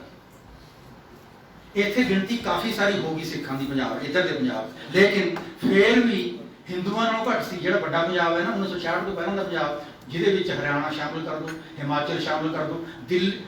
ਮਾਨਯੋਗ ਸਾਧ ਸੰਗਤ, ਤੁਹਾਡੇ ਚ ਸ਼ਾਇਦ ਬਹੁਤਿਆਂ ਨੂੰ ਪਤਾ ਨਾ ਹੋਵੇ ਕਿ ਦਿੱਲੀ ਪੰਜਾਬ ਦਾ ਇੱਕ ਜ਼ਿਲ੍ਹਾ ਹੁੰਦਾ ਸੀ, ਡਿਵੀਜ਼ਨ ਹੁੰਦੀ ਸੀ ਅੰਬਾਲਾ ਡਿਵੀਜ਼ਨ ਦੇ ਵਿੱਚ ਦਿੱਲੀ ਇੱਕ ਡਿਸਟ੍ਰਿਕਟ ਸੀ, ਪੰਜਾਬ ਦਾ ਹਿੱਸਾ ਸੀ, ਪੰਜਾਬ ਦਾ ਜ਼ਿਲ੍ਹਾ ਸੀ। ਤੋ ਲੇਕਿਨ ਸਿੱਖ ਖਿੜੇ ਹੋਏ, ਸਿੱਖਾਂ ਦੀ ਗਿਣਤੀ ਥੋੜੀ ਜਿਹੀ ਵੱਧ ਗਈ ਤਾਂ ਮਾਸਟਰ ਤਾਰਾ ਸਿੰਘ ਹੌਸਲੇ ਚ ਆਏ, ਖਾਲਿਸਤਾਨ ਜ਼ਿੰਦਾਬਾਦ ਦਾ ਨਾਰਾ ਲਾਇਆ। ਖਾਲਿਸਤਾਨ ਦਾ ਨਾਂ ਲੈਣਾ, ਸਪੀਚ ਕਰਨੀ, ਜ਼ਿੰਦਾਬਾਦ ਕਰਨਾ, ਇਹ ਨਵੇਂ ਹਿੰਦੁਸਤਾਨ ਦੀ ਸਰਕਾਰ ਨੂੰ ਮਨਜ਼ੂਰ ਨਹੀਂ ਸੀ। ਇਸ ਕਰਕੇ ਦੇਸ਼ ਧਰੋਹ ਦੇ ਮੁਕੱਦਮੇ ਸ਼ੁਰੂ ਹੋ ਗਏ। ਡਾਕਟਰ ਅੰਬੇਦਕਰ ਦੀ ਪੰਜਾਬ ਫੇਰੀ ਸੀ, ਹੋਰ ਲੀਡਰ ਵੀ ਮਿਲੇ, ਮਾਸਟਰ ਤਾਰਾ ਸਿੰਘ ਵੀ ਮਿਲੇ। ਮਾਸਟਰ ਤਾਰਾ ਸਿੰਘ ਨੂੰ ਡਾਕਟਰ ਅੰਬੇਦਕਰ ਨੇ ਖੁਦੇ ਕਿਹਾ ਕਿ ਖਾਲਿਸਤਾਨ ਦੀ ਮੰਗ ਛੱਡੋ। ਮਾਸਟਰ ਜੀ ਕਹਿਣ ਲੱਗੇ ਫਿਰ ਸਿੱਖਾਂ ਦਾ ਕੀ ਬਣੂਗਾ? ਉਹ ਕਹਿਣ ਲੱਗੇ ਪੰਜਾਬੀ ਸੂਬੇ ਦੀ ਮੰਗ ਕਰੋ। ਪੰਜਾਬੀ ਸੂਬਾ ਸਰਕਾਰ ਤੁਹਾਨੂੰ ਆਪ ਪੂਰਾ ਵੱਡਾ ਪੰਜਾਬ ਨਹੀਂ ਦੇਊਗੀ, ਲੇਕਿਨ ਜਿੱਡਾ ਕੁ ਪੰਜਾਬ ਤੁਹਾਨੂੰ ਦੇਊਗੀ ਉਹਦੇ ਚ ਸਿੱਖ ਵਸੋਂ ਦੀ ਬਹੁ ਗਿਣਤੀ ਹੋਏਗੀ, ਉਹ ਸਿੱਖ ਹੋਮਲੈਂਡ ਹੀ ਹੋਏਗਾ। ਉਹਦੇ ਤੋਂ ਬਾਅਦ ਤੁਸੀਂ ਆਪਣੇ ਅੱਜ ਜੇ ਤੁਸੀਂ ਖਾਲਿਸਤਾਨ ਦੀ ਡਿਮਾਂਡ ਕਰੋਗੇ ਤੁਹਾਨੂੰ ਸਾਰੀ ਉਮਰ ਜੇਲ੍ਹ ਚ ਨਹੀਂ ਛੱਡਣਾ ਕਿਸੇ ਨੇ। ਪੰਜਾਬੀ ਸੂਬਾ, ਕਿਉਂਕਿ ਡਾਕਟਰ ਅੰਬੇਦਕਰ ਕਹਿੰਦੇ ਛੋਟੀਆਂ ਕੌਮਾਂ ਦੇ ਭਲੇ ਵਾਸਤੇ ਮੈਂ ਕਰ ਦਿੱਤਾ ਹੋਇਆ ਬੰਦੋਬਸਤ ਕਿ ਸੂਬੇ ਨੇ ਜਿਹੜੇ ਉਹਨਾਂ ਦਾ ਪੁਨਰਗਠਨ ਕੀਤਾ ਜਾਏਗਾ ਤੇ ਭਾਸ਼ਾ ਦੇ ਆਧਾਰ ਤੇ ਹੋਣਗੇ ਸੂਬੇ। ਤੁਸੀਂ ਪੰਜਾਬੀ ਭਾਸ਼ਾ ਦੇ ਆਧਾਰ ਤੇ ਸੂਬਾ ਮੰਗੋ। ਉਦੋਂ ਪੰਜਾਬੀ ਸੂਬਾ ਸੀ ਜਿਹੜਾ, ਉਦੋਂ ਜਿਹੜਾ ਪੰਜਾਬ ਸੀ, ਮੈਂ ਜਦੋਂ ਪੜ੍ਹਦਾ ਰਿਹਾ, ਜਦੋਂ ਪਹਿਲੀ ਕਲਾਸ ਦਾਖਲ ਹੋਇਆ, ਪਹਿਲੀ ਗੁਰਮੁਖੀ ਸਿਖਾਈ ਜਾਂਦੀ ਸੀ ਸਾਨੂੰ, ਤੀਜੀ ਜਮਾਤ ਹਿੰਦੀ ਸ਼ੁਰੂ ਹੁੰਦੀ ਸੀ, 6ਵੀਂ ਜਮਾਤ ਦੇ ਵਿੱਚ ਅੰਗਰੇਜ਼ੀ ਸ਼ੁਰੂ ਹੁੰਦੀ ਸੀ। ਤੁਹਾਡੇ ਜਿਹੜੇ ਮੇਰੀ ਉਮਰ ਦੇ ਨੇ ਉਹਨਾਂ ਨੂੰ ਸਾਰਿਆਂ ਨੂੰ ਪਤਾ ਹੈ ਕਿ ਤ੍ਰੈ ਭਾਸ਼ੀ ਹੁੰਦਾ ਸੀ ਪੰਜਾਬ। ਜਦੋਂ ਪੰਜਾਬੀ ਸੂਬੇ ਦੀ ਮੰਗ ਹੋਈ, ਸਟਰਗਲ ਹੋਇਆ, ਜਦੋਂ ਜਹਿਦ ਹੋਈ, ਸਰਕਾਰ ਨੇ ਮਾਸਟਰ ਤਾਰਾ ਸਿੰਘ ਨੂੰ ਨਾਂ ਦਿੱਤਾ, ਸੰਤ ਫਤਿਹ ਸਿੰਘ ਨੂੰ ਦੇ ਦਿੱਤਾ, ਕੋਈ ਗੱਲ ਨਹੀਂ, ਪੰਜਾਬੀ ਸੂਬਾ ਬਣ ਗਿਆ। ਪੰਜਾਬੀ ਸੂਬਾ ਬਣਨ ਨਾਲ ਇੱਥੇ ਯੂਨੀਵਰਸਿਟੀਆਂ ਦੀ ਸਥਾਪਨਾ ਹੋਣੀ ਸ਼ੁਰੂ ਹੋਈ, ਇੱਥੇ ਵਿਦਿਅਕ ਅਦਾਰਿਆਂ ਸੰਵਰਨੇ ਸ਼ੁਰੂ ਹੋਏ, ਇੱਥੇ ਅਕਾਲੀ ਦਲ ਦੀ ਸਰਕਾਰ ਬਣਨੀ ਸ਼ੁਰੂ ਹੋਈ। ਕਾਂਗਰਸ ਦੀ ਸਰਕਾਰ ਹੁੰਦੀ ਚਾਹੇ ਅਕਾਲੀ ਦਲ ਦੀ, ਉਹਦੇ ਵਿੱਚ ਬਹੁਤ ਗਿਣਤੀ ਵਜ਼ੀਰ ਸਿੱਖ ਹੁੰਦੇ, ਮੁੱਖ ਮੰਤਰੀ ਸਿੱਖ ਹੁੰਦਾ। ਹੁਣ ਇਹ ਦੱਸੋ, ਜਿਹੜੇ ਲੋਕ ਇਹ ਕਹਿੰਦੇ ਨੇ ਵੀ ਪੰਜਾਬੀ ਸੂਬੀ ਲੈ ਕੇ ਕੀ ਕੀਤਾ ਇਹਨਾਂ ਨੇ? ਪੰਜਾਬੀ ਸੂਬੀ ਨਹੀਂ, ਪੰਜਾਬ ਲੈ ਕੇ ਜਿਹਦੇ 'ਚ ਸਿੱਖ ਵਸੋਂ ਵੱਡੀ ਗਿਣਤੀ ਹੋਗੀ, ਉਹਦੇ 'ਚ ਜੇ ਕਿਤੇ ਕਿਸੇ ਨੂੰ ਕੋਈ ਬੇਇਨਸਾਫੀ ਦਾ ਅਹਿਸਾਸ ਹੁੰਦਾ ਤਾਂ ਉਹ ਇਨਸਾਫ ਮੰਗ ਸਕਦਾ ਸੀ। ਸਾਡੀ ਲੀਡਰਸ਼ਿਪ ਸਾਡੇ ਨਾਲ ਹੈ, ਨੇੜੇ ਹੈ। ਇੱਕ ਲੀਡਰ ਬੈਠਾ ਗੁਰਗਾਉਂ ਪੁਰਾਣੇ ਪੰਜਾਬ, ਇੱਕ ਲੀਡਰ ਬੈਠਾ ਸ਼ਿਮਲੇ, ਇੱਕ ਵਜ਼ੀਰ, ਤਾਂ ਅਸੀਂ ਕਿਵੇਂ ਇਨਸਾਫ ਲਵਾਂਗੇ ਉਹਨਾਂ ਤੋਂ? ਸੋ ਜਿਹੜੇ ਕਹਿੰਦੇ ਨੇ ਕਿ ਪੰਜਾਬੀ ਸੂਬਾ ਪੰਜਾਬ ਐਡਾ ਵੱਡਾ ਅਸੀਂ ਛੋਟਾ ਕਰ ਲਿਆ, ਮੈਂ ਕਹਿੰਦਾ ਹੁੰਨਾ ਜੇ ਸਾਰੇ ਹਿੰਦੁਸਤਾਨ ਦਾ ਨਾ ਪੰਜਾਬ ਰੱਖ ਦਈਏ ਫਿਰ ਸਿੱਖਾਂ ਦਾ ਫਾਇਦਾ ਹੋ ਜੂ ਕੁਝ? ਉਹ ਭਾਈ ਸਾਨੂੰ ਮੈਜੋਰਿਟੀ ਚਾਹੀਦੀ ਸੀ, ਸਾਨੂੰ ਸਾਡੀ ਬਹੁਗਿਣਤੀ ਚਾਹੀਦੀ ਸੀ, ਸੋ ਹੋ ਗਈ।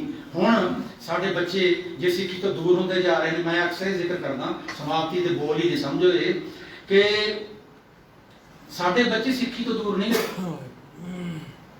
ਤੁਸੀਂ ਗੁਰੂ ਗ੍ਰੰਥ ਸਾਹਿਬ ਦੀਆਂ ਬੇਅਦਬੀਆਂ ਹੋਈਆਂ, ਉਹਦੇ ਤੋਂ ਬਾਅਦ ਸੜਕਾਂ ਦੇ ਕਿਨਾਰੇ, ਰੇਲਵੇ ਲਾਈਨਾਂ ਦੇ ਕਿਨਾਰੇ ਸਿਰ ਮੁਨਾਏ ਹੀ ਮੁੰਡੇ ਕੇਸਰੀ ਪਟਕੇ ਨਾਲ ਸਿਰ ਢੱਕ ਕੇ ਵਾਹਿਗੁਰੂ ਦਾ ਜਾਪ ਕਰਦੇ ਹੁੰਦੇ ਸੀ।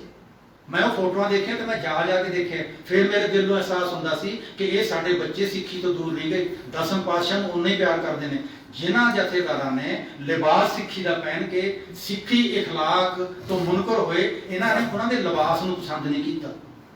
ਇਸ ਕਰਕੇ ਇਹਨਾਂ ਦੀ ਸ਼ਕਲ ਸੂਰਤ, ਜਦੋਂ ਸਾਡੀ ਲੀਡਰਸ਼ਿਪ ਆਪਣਾ ਆਚਰਣ ਆਪਣੇ ਲਿਬਾਸ ਦੇ ਮੁਤਾਬਕ ਕਰ ਲੂਗੀ, ਉਦੋਂ ਸਾਡੇ ਬੱਚੇ ਅੰਮ੍ਰਿਤਧਾਰੀ ਹੋ ਜਾਣਗੇ।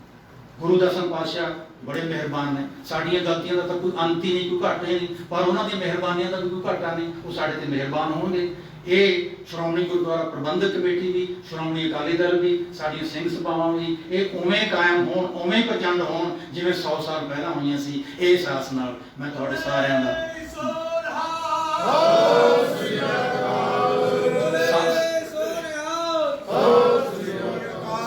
ਸਾਰੀ ਸੰਗਤ ਦਾ ਸ਼ੁਕਰਾਨਾ, ਕਰਨੈਲ ਸਿੰਘ ਪੰਜੋਲੀ ਪਿੰਡ ਦਾ, ਜੈਦਾਰ ਲੌਂਗੋਵਾਲ ਸਾਹਿਬ ਦਾ, ਬੀਬੀ ਟੌੜਾ ਦਾ, ਇਹਨਾਂ ਸਾਰਿਆਂ ਦਾ ਬਹੁਤ ਬਹੁਤ ਸ਼ੁਕਰਾਨਾ। ਆਏ ਤੁਸੀਂ, ਗੁਰੂ ਜਸ ਹੋਇਆ, ਕੁਝ ਫਿਕਰਮੰਦੀਆਂ ਜ਼ਾਹਰ ਹੋਈਆਂ, ਕੁਝ ਹੋਰ ਗੱਲਾਂ ਹੋਰ ਹੋਣਗੀਆਂ। ਬਹੁਤ ਮਿਹਰਬਾਨੀ। ਵਾਹਿਗੁਰੂ ਜੀ ਕਾ ਖਾਲਸਾ, ਵਾਹਿਗੁਰੂ ਜੀ ਕੀ ਫਤਿਹ।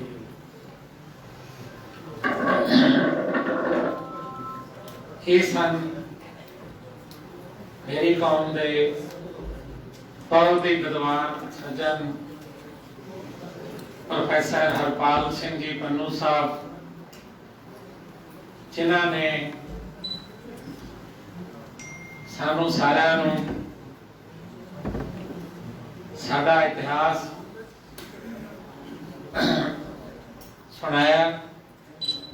ਬਹੁਤ ਗੱਲਾਂ ਨਸੀਹਤ ਵਜੋਂ ਵੀ ਉਹ ਕਹਿ ਕੇ ਗਏ ਨੇ, ਜੋ ਕੌਮ ਦੀ ਲੀਡਰਸ਼ਿਪ ਨੂੰ ਆਪਣੀ ਝੋਲੀ ਵਿੱਚ ਪਵਾ ਕੇ ਉਹਨਾਂ ਦੀ ਸੁਧਾਈ ਕਰਨ ਵੱਲ ਤੁਰਨ ਦਾ ਯਤਨ ਕਰਨਾ ਚਾਹੀਦਾ ਹੈ।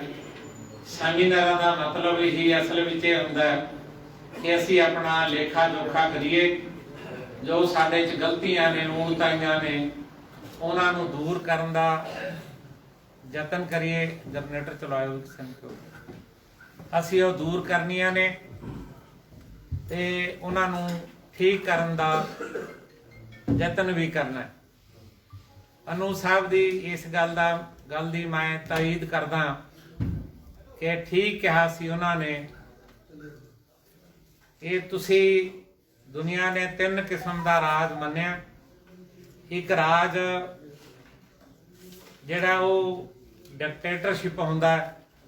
ਡਿਕਟੇਟਰ ਰਾਜ ਦੇ ਅੰਦਰ ਵੀ ਤੁਸੀਂ ਆਪਣੇ ਗੁਨਾਹ ਕਰਕੇ ਸਰਵਾਈਵ ਕਰ ਸਕਦੇ ਹੋ, ਚੰਗੀਆਂ ਥਾਵਾਂ ਲੈ ਸਕਦੇ ਹੋ। ਇੱਕ ਰਾਜ ਬਾਦਸ਼ਾਹੀ ਹੁੰਦਾ ਹੈ ਤੇ ਬਾਦਸ਼ਾਹੀ ਰਾਜ ਦੇ ਅੰਦਰ ਵੀ ਤੁਸੀਂ ਆਪਣੇ ਗੁਨਾਹ ਕਰਕੇ ਸਰਵਾਈਵਲ ਕਰ ਸਕਦੇ ਹੋ। ਲੇਕਿਨ ਇੱਕ ਰਾਜ ਲੋਕ ਰਾਜੀ ਹੁੰਦਾ, ਡੈਮੋਕ੍ਰੈਟਿਕ ਰਾਜ ਹੁੰਦਾ। ਜੇ ਡੈਮੋਕ੍ਰੇਸੀ ਦੇ ਅੰਦਰ ਬਹੁ ਗਿਣਤੀ ਦੀ ਸੋਚ ਜਿਹੜੀ ਹੈ ਉਹ ਘੱਟ ਗਿਣਤੀਆਂ ਪ੍ਰਤੀ ਕਿਤੇ ਫਿਰਕੂ ਹੋ ਜਾਵੇ ਤਾਂ ਦੁਨੀਆ ਵਿੱਚ ਸਭ ਤੋਂ ਮਾੜਾ ਰਾਜ ਉਹ ਲੋਕਤੰਤਰ ਮੰਨਿਆ ਜਾਂਦਾ ਹੈ। ਇਹ ਸਾਨੂੰ ਖੁਸ਼ੀ ਹੈ ਇਸ ਗੱਲ ਦੀ ਕਿ ਅਸੀਂ ਆਪਣੇ ਗੁਨਾਹ ਕਰਕੇ ਅਮਰੀਕਾ ਵਰਗੇ ਦੇਸ਼ਾਂ ਦੇ ਅੰਦਰ, ਕੈਨੇਡਾ ਵਰਗੇ ਦੇਸ਼ਾਂ ਅੰਦਰ ਅਸੀਂ ਸਤਾ ਦੇ ਵਿੱਚ ਭਾਈਵਾਲ ਬਣੇ ਆ। ਮੈਂ ਇਸ ਤੋਂ ਪਹਿਲਾਂ ਕਿ ਬੀਬੀ ਕੁਲਦੀਪ ਕੌਰ ਜੀ ਟੌੜਾ ਉਹ ਤੁਹਾਡੇ ਨਾਲ ਆਪਣੇ ਵਿਚਾਰਾਂ ਦੀ ਸਾਂਝ ਪਾਉਣ। ਮੇਰੀ ਇਹ ਗੁਜ਼ਾਰਿਸ਼ ਹੈ, ਅਸੀਂ ਤਕਰੀਬਨ 2:15 ਵਜੇ ਸਮਾਗਮ ਸਮਾਪਤ ਕਰਨਾ। ਪ੍ਰਸ਼ਾਦਾ ਤਿਆਰ ਕੀਤਾ ਹੋਇਆ, ਸਾਰਿਆਂ ਨੇ ਪ੍ਰਸ਼ਾਦਾ ਛਕ ਕੇ ਜਾਣਾ, ਲੇਕਿਨ ਪ੍ਰਸ਼ਾਦੇ ਤੋਂ ਪਹਿਲਾਂ ਇੱਕ ਹੋਰ ਪ੍ਰਸ਼ਾਦ ਦੇ ਰੂਪ ਦੇ ਵਿੱਚ ਅਸੀਂ ਤੁਹਾਡੇ ਝੋਲੀ ਵਿੱਚ, ਜਿਹਨੂੰ ਅਸੀਂ ਗਿਆਨ ਦਾ ਪ੍ਰਸ਼ਾਦਾ ਕਹਿੰਦੇ ਆ, ਉਹ ਵੀ ਅਸੀਂ ਤੁਹਾਡੀ ਝੋਲੀ ਵਿੱਚ ਪਾਉਣਾ ਚਾਹੁੰਦੇ ਆ।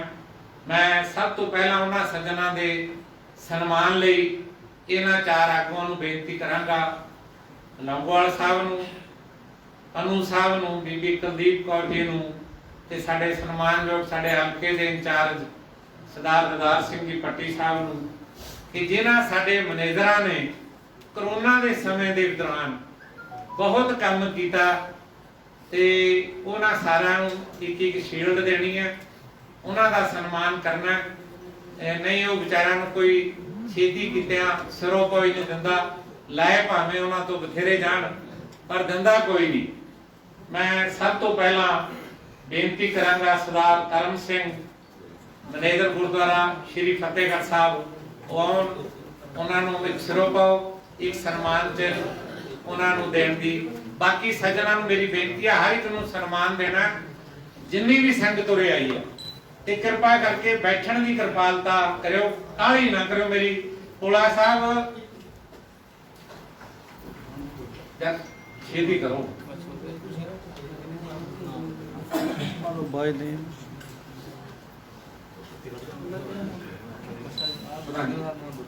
ਸਰਦਾਰ ਕਰਮ ਸਿੰਘ ਜੀ ਸਿਰੋਪਾ ਨਾਲ ਦੇ ਦਿਓ ਨਾ ਜੀ, ਕਾਕੇ ਉੱਪਰੋਂ ਸਿਰੋਪਾ ਲਾ ਲਿਓ। ਮੇਰੀ ਗੱਲ ਛੱਡੋ, ਤੁਸੀਂ ਇਹ ਕੰਮ ਲੰਬਾ, ਤੁਸੀਂ ਸਰਦਾਰ ਕਰਨੈਲ ਸਿੰਘ ਨਾਭਾ ਪਟਿਆਲੇ ਦੇ ਸਾਡੇ ਮੈਨੇਜਰ ਨੇ, ਜੋ ਆਪ ਨਹੀਂ ਆਏ, ਉਹਨਾਂ ਦੇ ਮੇਰਾ ਖਿਆਲ ਘਰੇ ਸਮਾਗਮ ਹੈ, ਕੋਈ ਪਟਿਆਲੇ ਵਾਲਾ ਸੱਜਣ ਆ ਜਾਵੇ, ਕੋਈ ਸੱਜਣ ਪਟਿਆਲੇ ਤੋਂ, ਛੋਟੇ ਮੈਨੇਜਰ ਸਾਹਿਬ ਆਏ ਨੇ, ਲੈ ਜਾਣ। ਸਰਦਾਰ ਜੋਗਾ ਸਿੰਘ ਡਿਊਨਾ,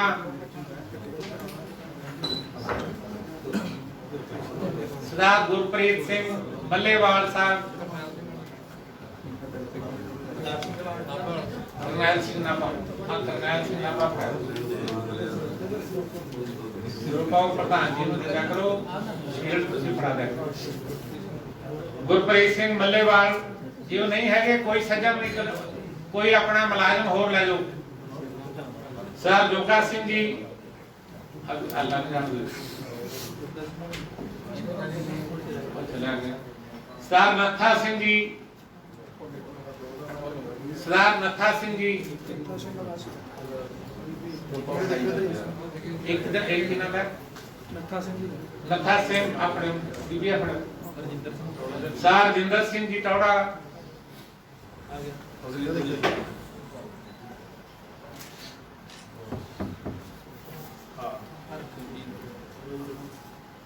ਸਰਦਾਰ ਗੁਰਿੰਦਰਜੀਤ ਸਿੰਘ ਜੀ ਨਾਭਾ, ਜੇ ਉਹ ਨਹੀਂ ਹੈਗੇ ਕੋਈ ਸੱਜਣ ਹੋਰ ਲੈ ਜਾਓ। ਸਰਦਾਰ ਗੁਰਦੀਪ ਸਿੰਘ ਜੀ ਕੰਗ, ਜਿਹੜੇ ਸੱਜਣ ਨਹੀਂ ਹੈਗੇ ਉਹ ਕਿਰਪਾ ਕਰਕੇ ਦੂਜੇ ਲੈ ਜਾਣ।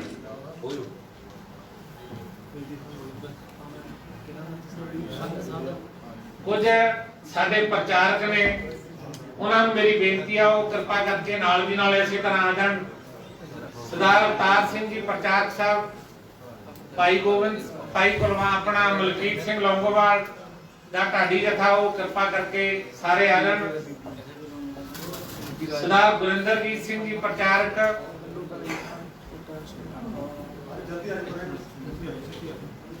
ਬੀਬੀ ਰਾਜਵੰਤ ਕੌਰ ਜੀ,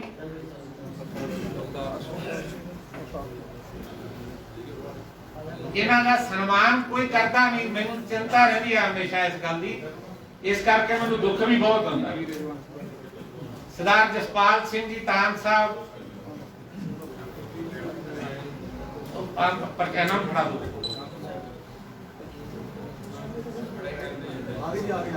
ਸਰਦਾਰ ਮਲਕੀਤ ਸਿੰਘ ਜੀ, ਮਲਕੀਤ ਸਿੰਘ ਉਹਨਾਂ ਦਾ ਸਨਮਾਨ ਦੇ ਕੇ 400 ਰੁਪਏ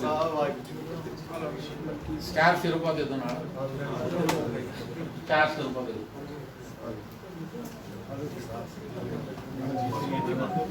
ਗੁਰਿੰਦਰਜੀਤ ਸਿੰਘ ਹੈ ਨਾ, ਗੁਰਿੰਦਰਜੀਤ ਸਿੰਘ ਹੋ ਗਿਆ ਪਲੀਜ਼। ਦੇਖੋ ਜੀ ਬੜੇ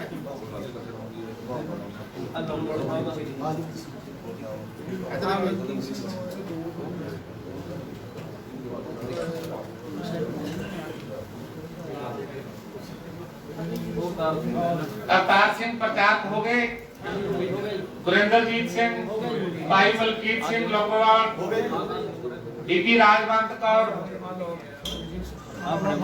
बीबी राजवंत कौर दा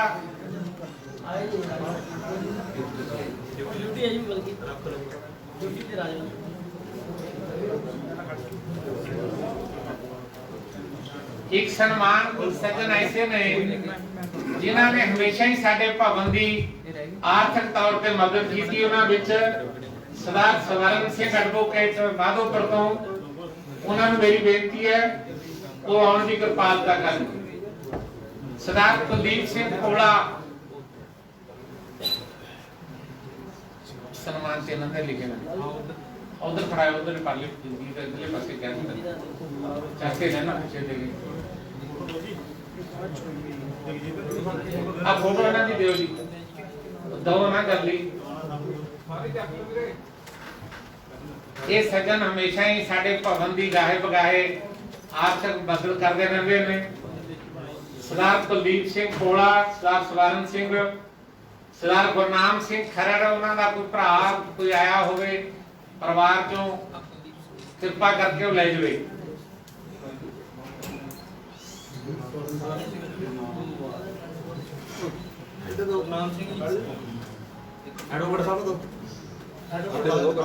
सरदार दर्शन सिंह प्रधान साहब दे पीए साहब मेरी बेनती सुनते हो। सरदार दर्शन सिंह उन्हां नूं जरूर ले आओ जी अंदर।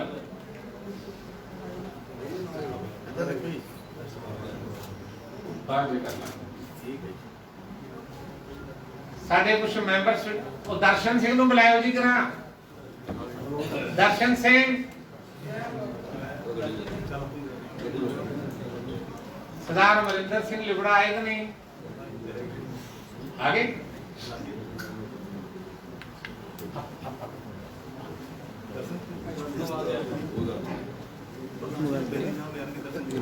प्रधान जी ये मुंडा बहुत काम करता है, हले अनमैरिड आ, ब्याहिया नहीं, पता नहीं संग क्यों लगती है काली पंड तो। अब पग ने सिर ते रखो जी, आ नीली पग देनी है, आ नीली नहीं आ एक तो नीली तुम पता लगे। बोले सो निहाल। कमर सिंह जी बेटी साहब साडे मीडिया दे इंचार्ज ने, कृपा करके वो सन्मान अपना लैन। जगजीत की करिए कमर सिंह जी बेटी साडे मीडिया एडवाइजर, बाकी साडे सैकटरी ने कुछ आए नहीं ते मेरी जिन्ने भी पत्रकार वीर ने उन्हां सारिਆਂ ਨੂੰ ਬੇਨਤੀ ਆ ਵੀ ਉਹ ਕੱਲੇ ਕੱਲੇ ਆ ਜਾਣ। ਉਹਨਾਂ ਨੂੰ ਜਗਜੀਤ ਉਹ ਕਿਤਾਬ ਦੇਣੀ ਹੈ ਇੱਕ ਸਰਪੋ सुरेंद्र सिंह समाना वो भी अपना सम्मान ले जान।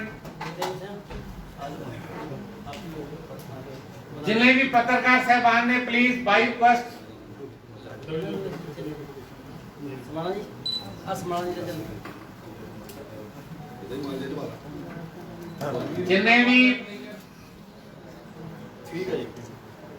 जिन्हें भी पत्रकार ने उन्होंने असी एक किताब देनी है जी किताब की परली साइड वाली श्रोमणी कमेटी 50 साल इतिहास ते बाबा बंदा सिंह बहादुर। सारे पत्रकार साहबान प्लीज श्रोमणी कमेटी का 50 साल इतिहास ते नाल उन्हां नूं फोटो सारां दी इकट्ठी करावांगे जी बाहर।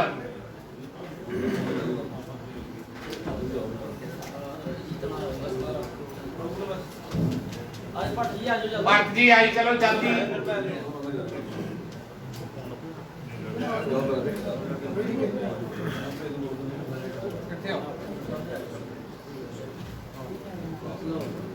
हाँ सेट दे दो जी भाई सारे प्रेस डाली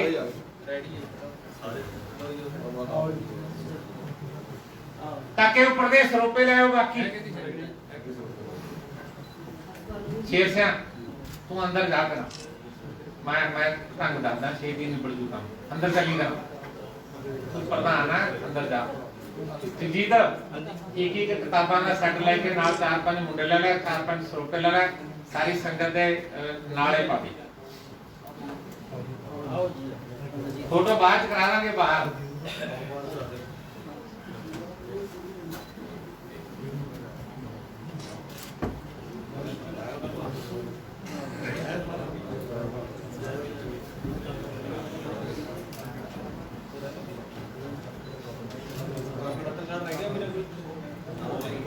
आज जीत और चीकी किताब ले प्रधान जी तुसी बैठो मैं फिर बाकी फोटो बाद कर लांगे मेरी सारी संगत ਨੂੰ ਬੇਨਤੀ ਹੈ ਵੀ ਆਪਣੀ ਆਪਣੀ ਸੀਟ ਤੇ ਖੜੇ ਹੋ ਕੇ ਇੱਕ ਸਰੋਪਾ ਲੈ ਲਓ ਤੇ ਨਾਲ ਇੱਕ ਇੱਕ ਕਿਤਾਬਾਂ ਦਾ ਸੈੱਟ ਬਲਜੀਤ ਸਿੰਘ ਜੀ ਇੱਥੋਂ ਸ਼ੁਰੂ ਕਰ ਲਓ ਸਾਡੇ ਪ੍ਰਧਾਨ ਸਰਦਾਰ ਸ਼ੇਰ ਸਿੰਘ ਜੀ ਉਹ ਜਾਂ ਕਿਤਾਬਾਂ ਜਗਜੀਤ ਕਰੀਗੀ ਜਾਂ ਮੈਂ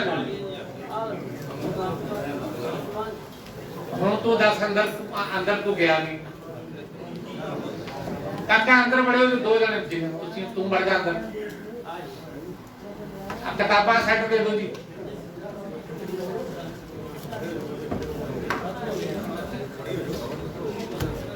कोई नहीं पर अगे दे दे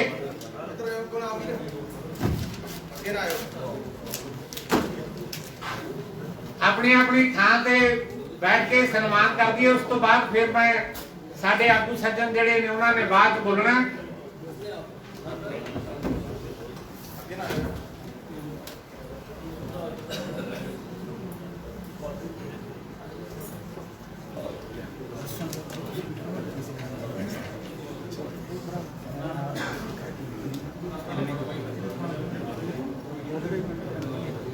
जे किसी को रह जाए बाद भेज जाएंगे अपना गुस्सा ना कर ले कोई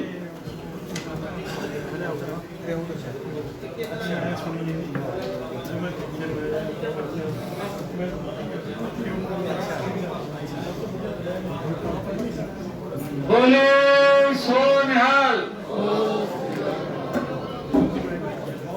शांति प्लीज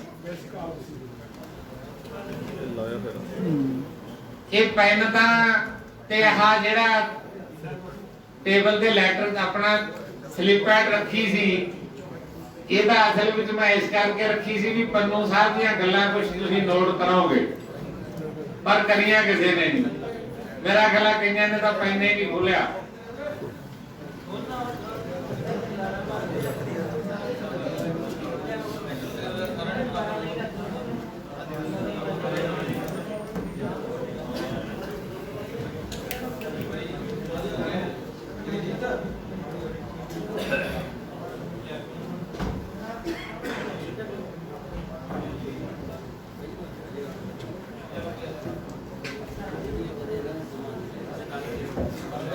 शेर सिंह थोड़ा जा जल्दी प्लीज काका आप पूरे पूरे ले पट्टी साहब पूरे नो आया बड़े काका 100 रुपए ले आप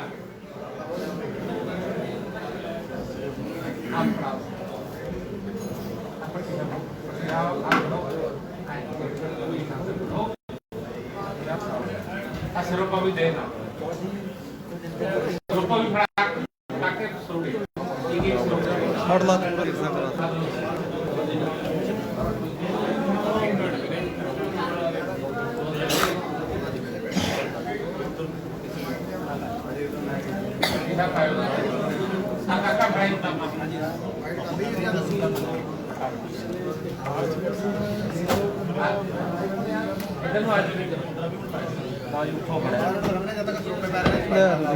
अब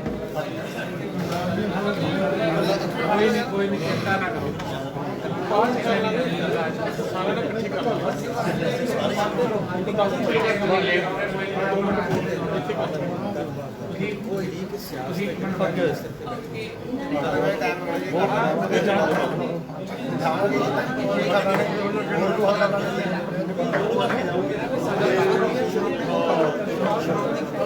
कर बोलिए 2 मिनट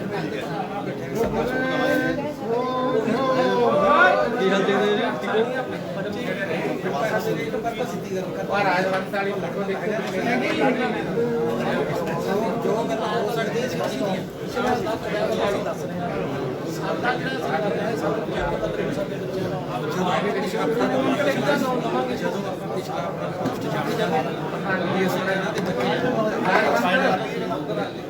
बाद कर लांगे सारा परेशान हो गया बस 1 मिनट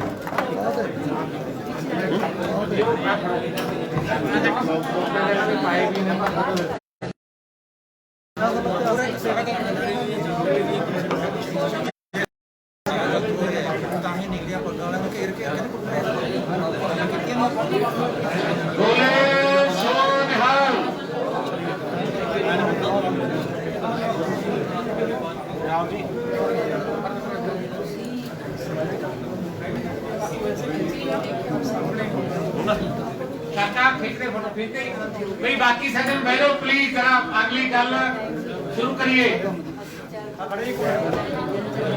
बिना प्रसादे भुखे सिख कोई नहीं जाएगा इथों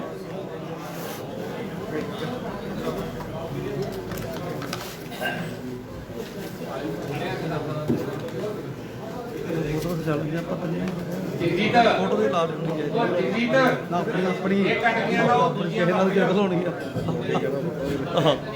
राजवंत बेटे बह लो किते हाँ आगे बह लो देखियो आ चपला मार के अंदर बह लो ठीक है बढ़िया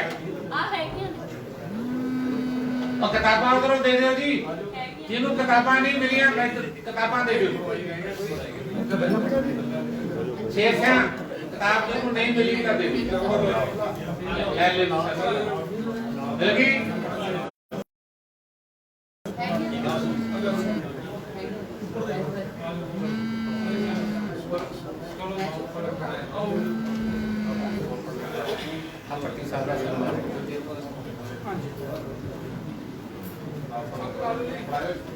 बोले सो निहाल जेड़ा कोई हुण रह गया ओनू कोई नहीं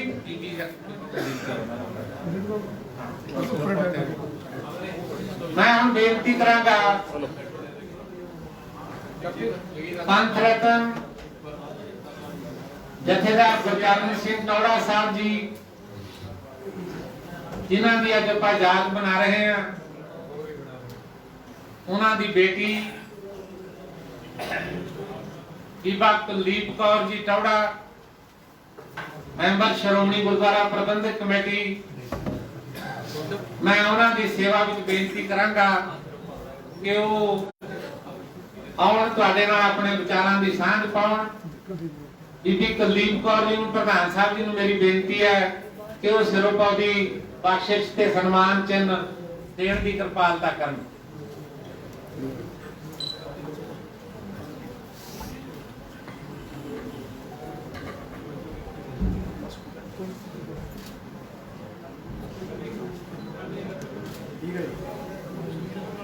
आओ सारे जकारा लाके टौड़ा साहब नूं याद करिए ते बीबी जी दे विचार आपां सारे सरवण करिए बोले सो निहाल बीबी कुलदीप कौर जी टौड़ा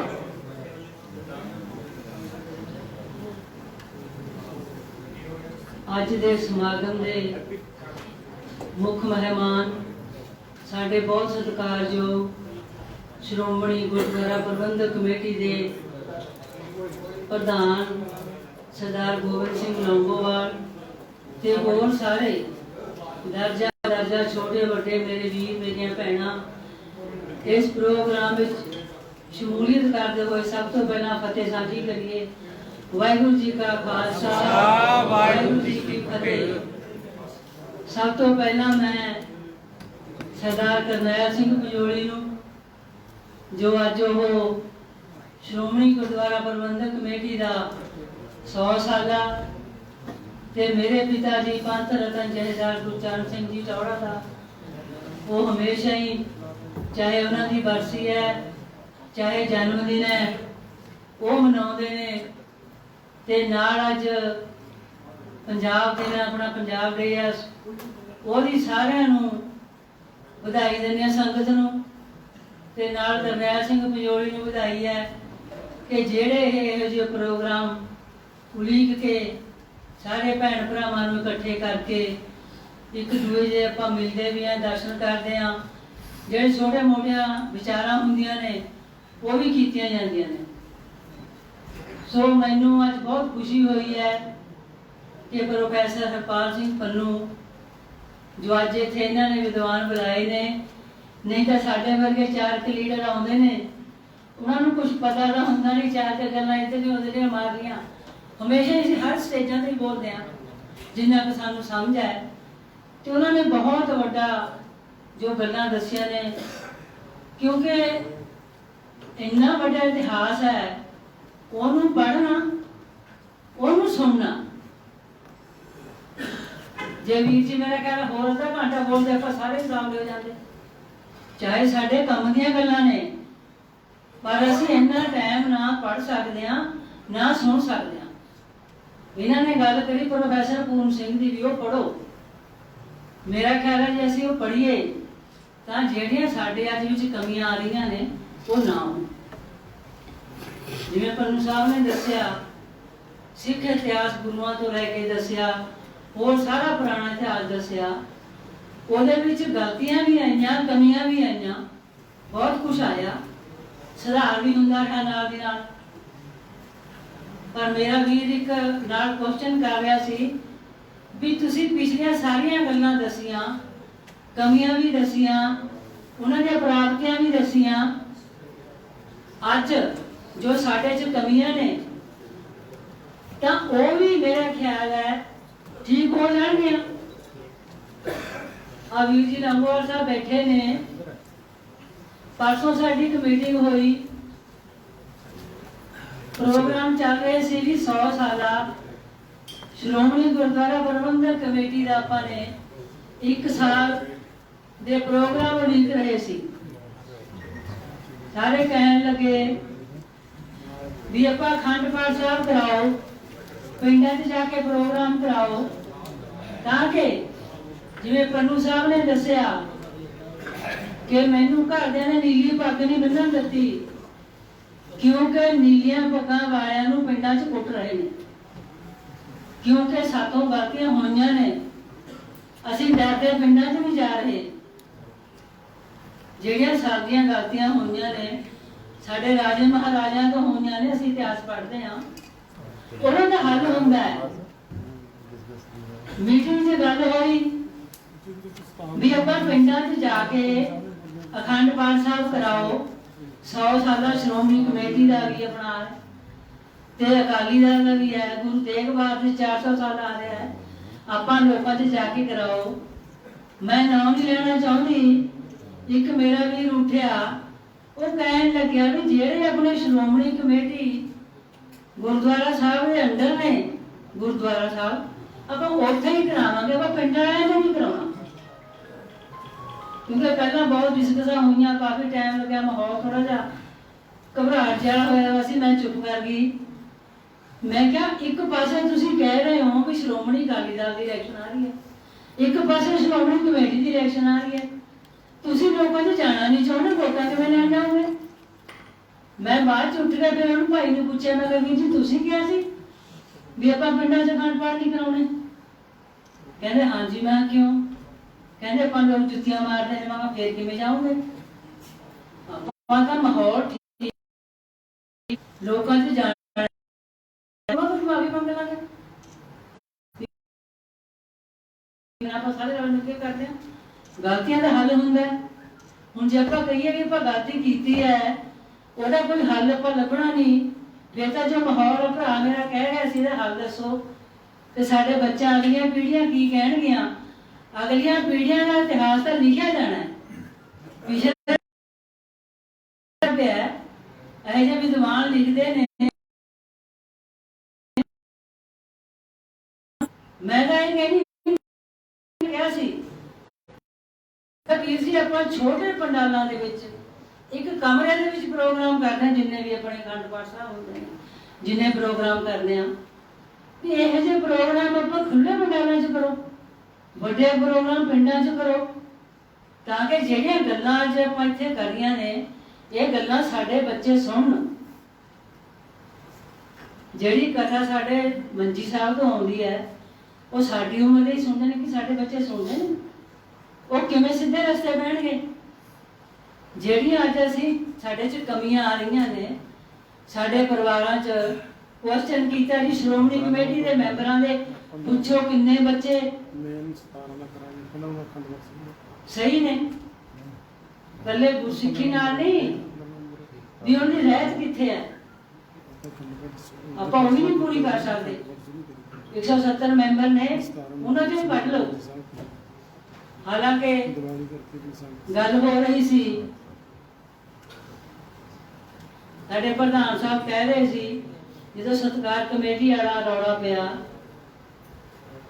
ਵੀ ਉਹ ਸਤਿਕਾਰ ਕਮੇਟੀ ਵਾਲੇ ਸਾਡੇ ਬੰਦਿਆਂ ਚੰਗੇ ਮਨ ਦੇ ਬੋਲ ਰਹੇ ਨੇ, ਤਾਂ ਇਹ ਕਹਿ ਰਹੇ ਸੀ ਵੀ ਜਿਹੜੇ ਸਾਡੇ ਸ਼੍ਰੋਮਣੀ ਕਮੇਟੀ ਮੈਂਬਰ ਨੇ ਸਾਡੇ ਉਹ ਵੀ ਪੁਰਾਣੇ ਪਰਿਵਾਰਾਂ ਦੇ ਕੁਰਬਾਨੀਆਂ ਵਿੱਚੋਂ ਨੇ, ਜਿਹੜੇ ਸਾਡੇ ਉੱਥੇ ਮੁਲਾਜ਼ਮ ਨੇ ਉਹ ਵੀ ਉਹਨਾਂ ਦੇ ਪਰਿਵਾਰਾਂ ਚੋਂ ਨੇ।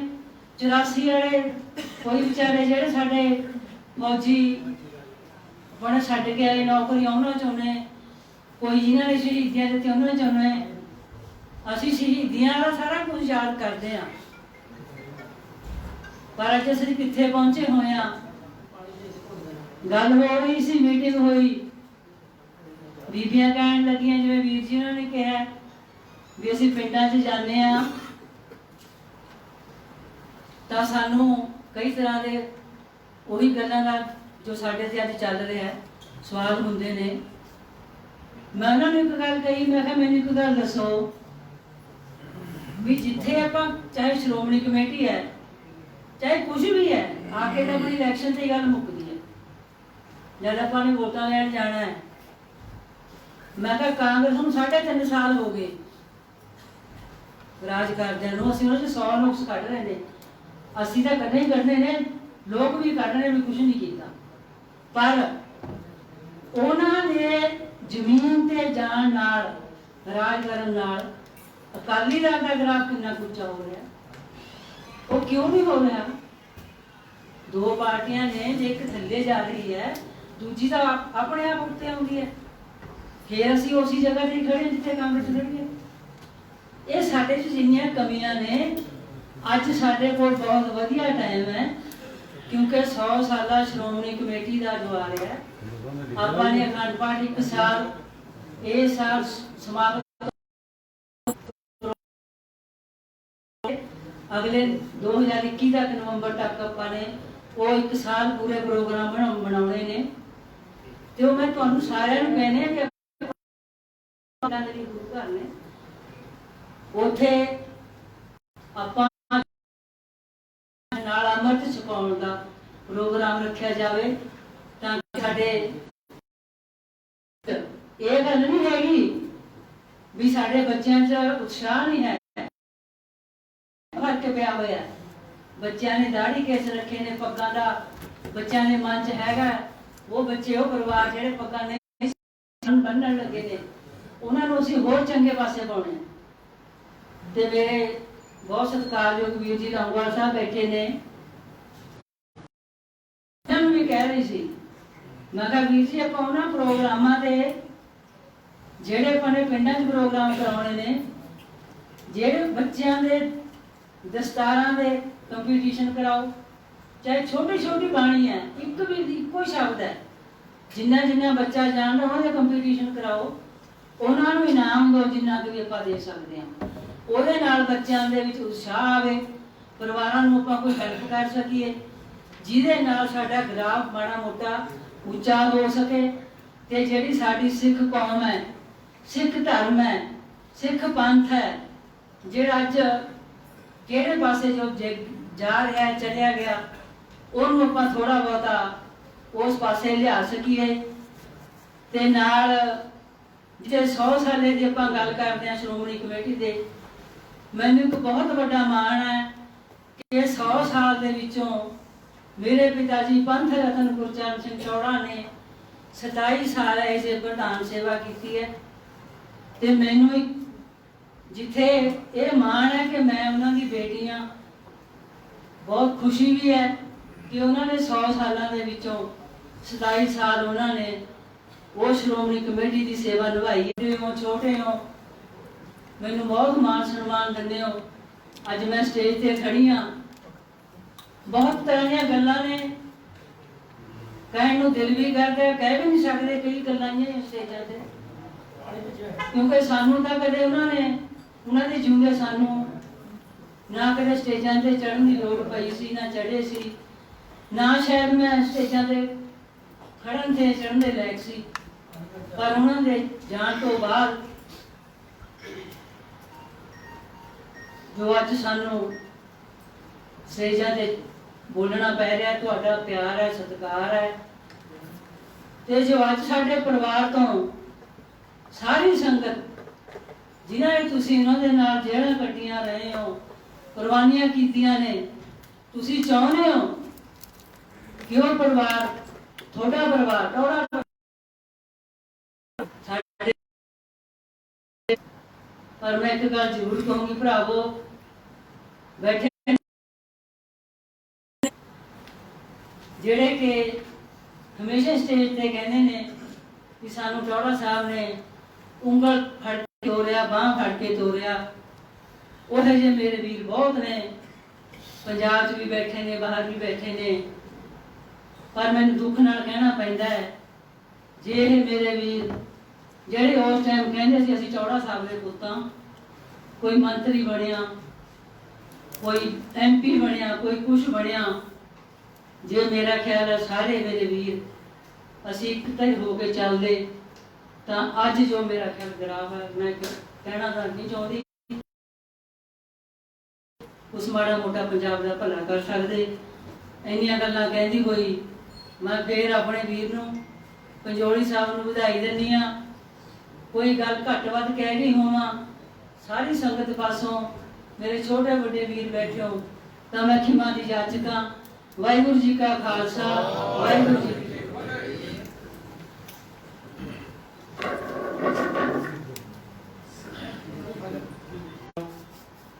ਮੈਂ ਹੁਣ ਇੱਕ ਗੱਲ ਇੱਕ ਹੋਰ ਕਹਿਣੀ ਚਾਹੁੰਦਾ ਕਿ ਸਾਡੇ ਫਤਿਹਗੜ੍ਹ ਸਾਹਿਬ ਜ਼ਿਲ੍ਹੇ ਦੇ ਅੰਦਰ ਅਸੀਂ 2 ਸੈਮੀਨਾਰ ਹੋਰ ਕਰਵਾਉਣੇ ਨੇ।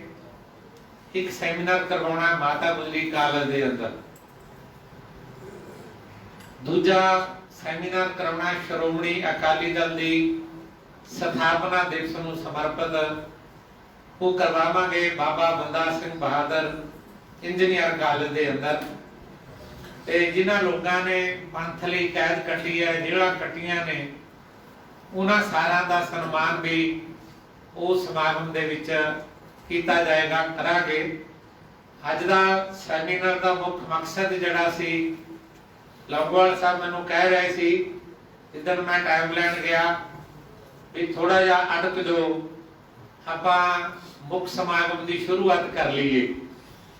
ਮੈਂ ਕਿਹਾ ਜੀ ਵੀ ਟੌੜਾ ਸਾਹਿਬ ਦੀ ਯਾਦ ਵਿੱਚ ਅਸੀਂ ਉਹਨਾਂ ਦਾ ਜਨਮ ਦਿਨ ਮਨਾਉਂਦੇ ਹੁੰਦੇ ਆ, ਇਸ ਕਰਕੇ ਇੱਕ ਕੰਮ 2 ਕਾਰਜ ਹੋ ਜਾਣਗੇ। ਉਹਨਾਂ ਦਾ ਜਨਮ ਦਿਨ ਵੀ ਮਨਾ ਲਾਂਗੇ ਤੇ ਨਾਲੇ ਆਪਾਂ ਸ਼੍ਰੋਮਣੀ ਗੁਰਦੁਆਰਾ ਪ੍ਰਬੰਧਕ ਕਮੇਟੀ ਦਾ ਬੀਤਿਆ, ਵਰਤਮਾਨ ਤੇ ਭਵਿੱਖ ਦੇ ਵਿਸ਼ੇ ਤੇ ਕਿਸੇ ਵਿਦਵਾਨ ਸੱਜਣ ਨੂੰ ਬੁਲਾ ਕੇ ਆਪਾਂ ਇਸ ਪੱਖ ਤੋਂ ਵੀ ਗੱਲ ਕਰ ਲਵਾਂਗੇ। ਮੈਨੂੰ ਕਹਿਣ ਲੱਗੇ ਹੋਰ ਕੀ ਕਰਨਾ, ਮੈਂ ਕਿਹਾ ਜੀ ਮੇਰੀ ਇੱਛਾ ਇਹ ਹੈ ਕਿ ਕੁਝ ਲਿਟਰੇਚਰ ਆਪਾਂ ਜ਼ਰੂਰ ਦਈਏ। ਇੱਕ ਆਮ ਤੌਰ ਤੇ ਪ੍ਰਚਾਰ ਹੁੰਦਾ ਸ਼੍ਰੋਮਣੀ ਕਮੇਟੀ ਦੇ ਖਿਲਾਫ ਵੀ ਸ਼੍ਰੋਮਣੀ ਕਮੇਟੀ ਲਿਟਰੇਚਰ ਨਹੀਂ ਦਿੰਦੀ। ਇਹ ਗੱਲ ਕੋਰੀ ਝੂਠ ਹੈ। ਕਿਸੇ ਵੀ ਗੁਰਦੁਆਰੇ ਵਿੱਚ ਤੁਸੀਂ ਚਲੇ ਜਾਓ, ਜਦੋਂ ਦੀ ਦਰਸ਼ਨੀ ਡਿਊਟੀ ਲੰਘਦੇ ਆ, ਖੱਬੇ ਜਾਂ ਸੱਜੇ ਕਿਤੇ ਨਾ ਕਿਤੇ ਇੱਕ ਫ੍ਰੀ ਲਿਟਰੇਚਰ ਹਾਊਸ ਲਿਖਿਆ ਹੁੰਦਾ ਹੈ। ਸਾਡੇ ਕੋਲ 40 ਦੇ ਕਰੀਬ ਫ੍ਰੀ ਟਰੈਕਟ ਨੇ ਸ਼੍ਰੋਮਣੀ ਗੁਰਦੁਆਰਾ ਪ੍ਰਬੰਧਕ ਕਮੇਟੀ ਦੇ ਛਾਪੇ ਹੋਏ, ਗੁਰੂ ਸਾਹਿਬਾਨ ਦੇ ਗੁਰੂ ਸਾਹਿਬਾਨ ਦੇ ਸਿਧਾਂਤ ਦੇ, ਗੁਰਦੁਆਰੇ ਸਾਹਿਬਾਨ ਦੇ ਤੇ ਸ਼ਹੀਦਾਂ ਦੇ ਸੰਬੰਧੀ ਭਾਵੇਂ ਤੁਸੀਂ 20 ਲਿਆਓ, ਭਾਵੇਂ ਤੁਸੀਂ 30 ਚੱਕ ਲਿਆਓ, ਜਿੰਨੇ ਤੁਹਾਨੂੰ ਚਾਹੀਦੇ ਉਹਨੇ ਲੈ ਲਓ। ਅਸੀਂ ਇਸ ਹਲਕੇ ਦੇ ਜਦੋਂ ਵੀ ਕੋਈ ਸਮਾਗਮ ਕਰਦੇ ਹਾਂ, ਆਏ ਦੇ ਉੱਤੇ ਪੈਰੇ ਪਿੱਛੇ ਅਲਮਾਰੀਆਂ ਦੇ ਉੱਤੇ ਇਹ ਜਦੋਂ ਵੀ ਸਾਡੇ ਕੋਲੋਂ ਕੋਈ ਮੰਗਦਾ ਅਸੀਂ ਫਰੀ ਇੱਥੋਂ ਸਪਲਾਈ ਕਰਦੇ ਹਾਂ। ਇਹ ਗੱਲ ਅਸੀਂ ਪੜ੍ਹਨਾ ਅਸੀਂ ਨਹੀਂ ਚਾਹੁੰਦੇ, ਕਿਤਾਬ ਅਸੀਂ ਨਹੀਂ ਚੁੱਕਣਾ ਚਾਹੁੰਦੇ, ਇਲਜ਼ਾਮ ਅਸੀਂ ਸ਼੍ਰੋਮਣੀ ਕਮੇਟੀ ਤੇ ਲਾਉਂਦੇ ਹਾਂ। ਨੰਬਰ 1। ਨੰਬਰ 2 ਤੇ ਹੁਣ ਸ਼੍ਰੋਮਣੀ ਕਮੇਟੀ ਬਣੀ ਕਿਵੇਂ? ਪੰਨੂ ਸਾਹਿਬ ਬਹੁਤ ਕੁਝ ਦੱਸ ਚੁੱਕੇ ਨੇ। ਮੇਰਾ ਖਿਆਲ ਹੈ ਵੀ ਜਿੰਨਾ ਕੁਝ ਪੰਨੂ ਸਾਹਿਬ ਨੇ ਦੱਸ ਦਿੱਤਾ, ਜਥੇਦਾਰ ਕਰਤਾਰ ਸਿੰਘ ਝੱਬਰ ਦੀ ਕਿਤਾਬ ਸ਼ਾਇਦ ਸਾਰੀ ਦੀ ਸਾਰੀ ਇਹਨਾਂ ਨੇ ਤੁਹਾਨੂੰ ਪੜ੍ਹਾਤੀ, ਜੋ ਸਰਦਾਰ ਨਾਰਾਇਣ ਸਿੰਘ ਉਹਨਾਂ ਨੇ ਲਿਖੀ ਹੈ। ਇਹਦੀ ਪ੍ਰਕਾਸ਼ਨਾ ਸ਼੍ਰੋਮਣੀ ਗੁਰਦੁਆਰਾ ਪ੍ਰਬੰਧਕ ਕਮੇਟੀ ਨੇ ਕੀਤੀ ਹੈ। ਪ੍ਰਧਾਨ ਜੀ ਕਹਿੰਦੇ ਵੀ ਕੁਝ ਕਿਤਾਬਾਂ ਦਾ ਪ੍ਰਬੰਧ ਕਰ ਲੈ ਜਾ, ਤੇ ਜਿਹੜੀਆਂ ਤੈਨੂੰ ਜ਼ਰੂਰਤ ਚਾਹੀਦੀ ਹੈ ਇਹ ਕਿਤਾਬਾਂ ਸਾਰੀਆਂ ਸ਼੍ਰੋਮਣੀ ਕਮੇਟੀ ਵੱਲੋਂ ਦਿੱਤੀਆਂ ਗਈਆਂ ਨੇ। ਸਿੱਖ ਇਨਕਲਾਬ ਤੇ ਨਾਲ ਦੀ ਨਾਲ ਕਰਤਾਰ ਸਿੰਘ ਝੱਬਰ ਦੀ, ਤੇ ਨਾਲ ਦੀ ਨਾਲ ਤੀਜੀ ਕਿਤਾਬ ਤੇ ਸਾਡਾ 50 ਸਾਲਾ ਇਤਿਹਾਸ, ਉਹਦੇ ਵਿੱਚ ਸ਼੍ਰੋਮਣੀ ਕਮੇਟੀ ਕਿਵੇਂ ਬਣੀ, ਉਹਦੀ ਬਣਤਰ ਕਿਵੇਂ ਹੋਈ, ਉਹਦੀਆਂ ਚੋਣਾਂ ਕਿਵੇਂ ਹੋਈਆਂ, ਕੀ ਕੁਝ ਹੋਇਆ, ਬਹੁਤ ਕੁਝ ਇਹਦੇ 'ਚ ਦੱਸਣ ਨੂੰ ਆਪਾਂ ਨੂੰ ਮਤਲਬ ਸ਼੍ਰੋਮਣੀ ਗੁਰਦੁਆਰਾ ਪ੍ਰਬੰਧਕ ਕਮੇਟੀ ਨੇ ਛਾਪਿਆ।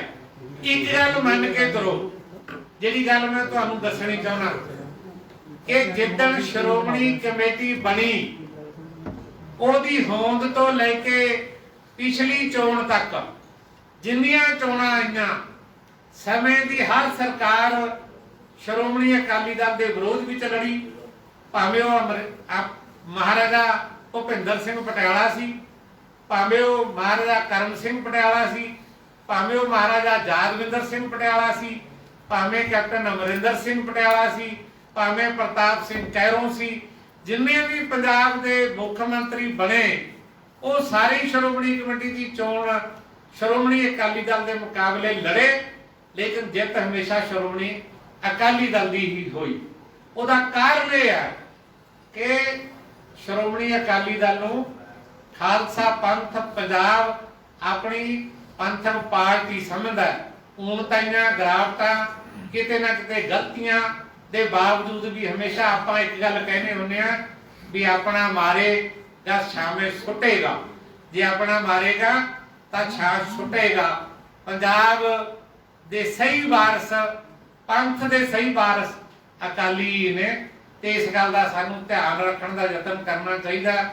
ਮਾਣ ਨਾਲ, ਗੌਰਵ ਨਾਲ, ਫਕਰ ਨਾਲ 3 ਦਸਤਾਰਾਂ ਬੰਨ੍ਹ ਕੇ ਰੱਖਿਆ ਕਰੋ, ਨੀਲੀ, ਪੀਲੀ ਤੇ ਕਾਲੀ। ਐਵੇਂ ਨਾ ਮਤਲਬ ਮਨ ਦੇ ਵਿੱਚ ਇਹ ਲਿਆ ਕਰੋ। ਪੰਨੂ ਸਾਹਿਬ ਜੀ ਦਾ ਸਿੰਘਣੀ ਨੇ ਵੈਸੇ ਡਰਾਤਾ, ਪਰ ਐਡੀ ਗੱਲ ਨਹੀਂ ਸੀ, ਤੇ ਇਹਨਾਂ ਨੇ ਤਾਂ ਆਪਣਾ ਉਹ ਗੱਲ ਡਰਦੀ ਨਹੀਂ ਸੀ ਵੀ, ਜਾਂ ਮੇਰਾ ਖਿਆਲ ਆ ਵੀ ਸਿੰਘਣੀ ਨੇ ਤਾਂ ਸ਼ਾਇਦ ਕਹੀ ਵੀ ਨਾ ਹੋਵੇ, ਲੇਕਿਨ ਮੈਸੇਜ ਕਨਵੇ ਕਰਨਾ ਸੀ ਇਹਨਾਂ ਨੇ, ਇੱਕ ਸੁਨੇਹਾ ਦੇਣਾ ਸੀ ਕੌਮ ਨੂੰ। ਸੁਨੇਹਾ ਦੇਣ ਦਾ ਢੰਗ ਇਹਨਾਂ ਨੇ ਕਿਵੇਂ ਅਖਤਿਆਰ ਕੀਤਾ ਉਹ ਬਹੁਤ ਵਧੀਆ ਸੀ। ਉਹ ਸੁਨੇਹਾ ਦਿੱਤਾ ਇੱਕ ਕੌਮ ਦੇ ਅੱਗੇ, ਉਹ ਬੜੇ ਅੱਛੇ ਤਰੀਕੇ ਨਾਲ। ਤੇ ਇਸ ਕਰਕੇ ਮੈਂ ਸਮਝਦਾ ਵੀ ਇਹ ਯਾਤਰੇ ਕਿਰਪਾਨ ਸਾਡੇ ਉੱਪਰ ਦੀ ਹੋਣੀ ਚਾਹੀਦੀ ਹੈ।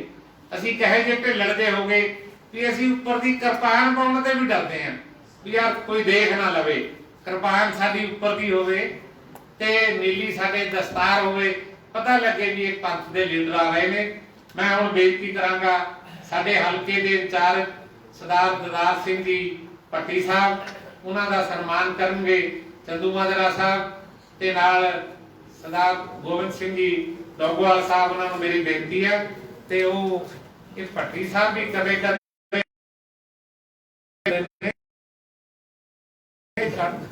ਇਹ ਹੁਣ ਮੈਂ ਪ੍ਰਬੰਧ ਕਰਿਆ ਅੱਜ ਸਾਰਿਆਂ ਲਈ, ਤੇ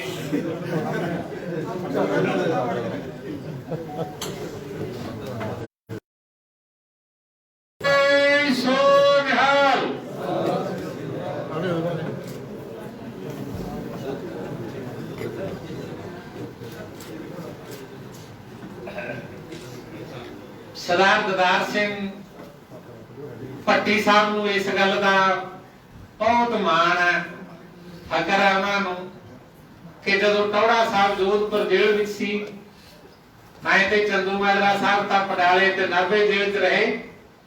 ਇਹ ਲੰਮਾ ਸਮਾਂ ਕਿਉਂਕਿ ਇਹਨਾਂ ਨੇ ਵਕਾਲਤ ਕੀਤੀ ਹੋਈ ਸੀ, ਹਰੇਕ ਬੰਦਾ ਮੁਲਾਕਾਤ ਨਹੀਂ ਸੀ ਕਰ ਸਕਦਾ।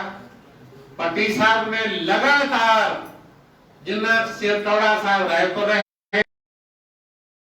ਜੇਲ੍ਹ 'ਚ ਰਹੇ, ਬਤੌਰ ਵਕੀਲ ਉਹਨਾਂ ਦੀ ਪੈਰਵੀ ਕਰਨੀ, ਮੁਲਾਕਾਤ ਕਰਨੀ, ਪੰਥ ਦੇ ਸਨੇਹੇ ਇਧਰੋਂ ਉਧਰ ਲੈ ਕੇ ਆਉਣੇ।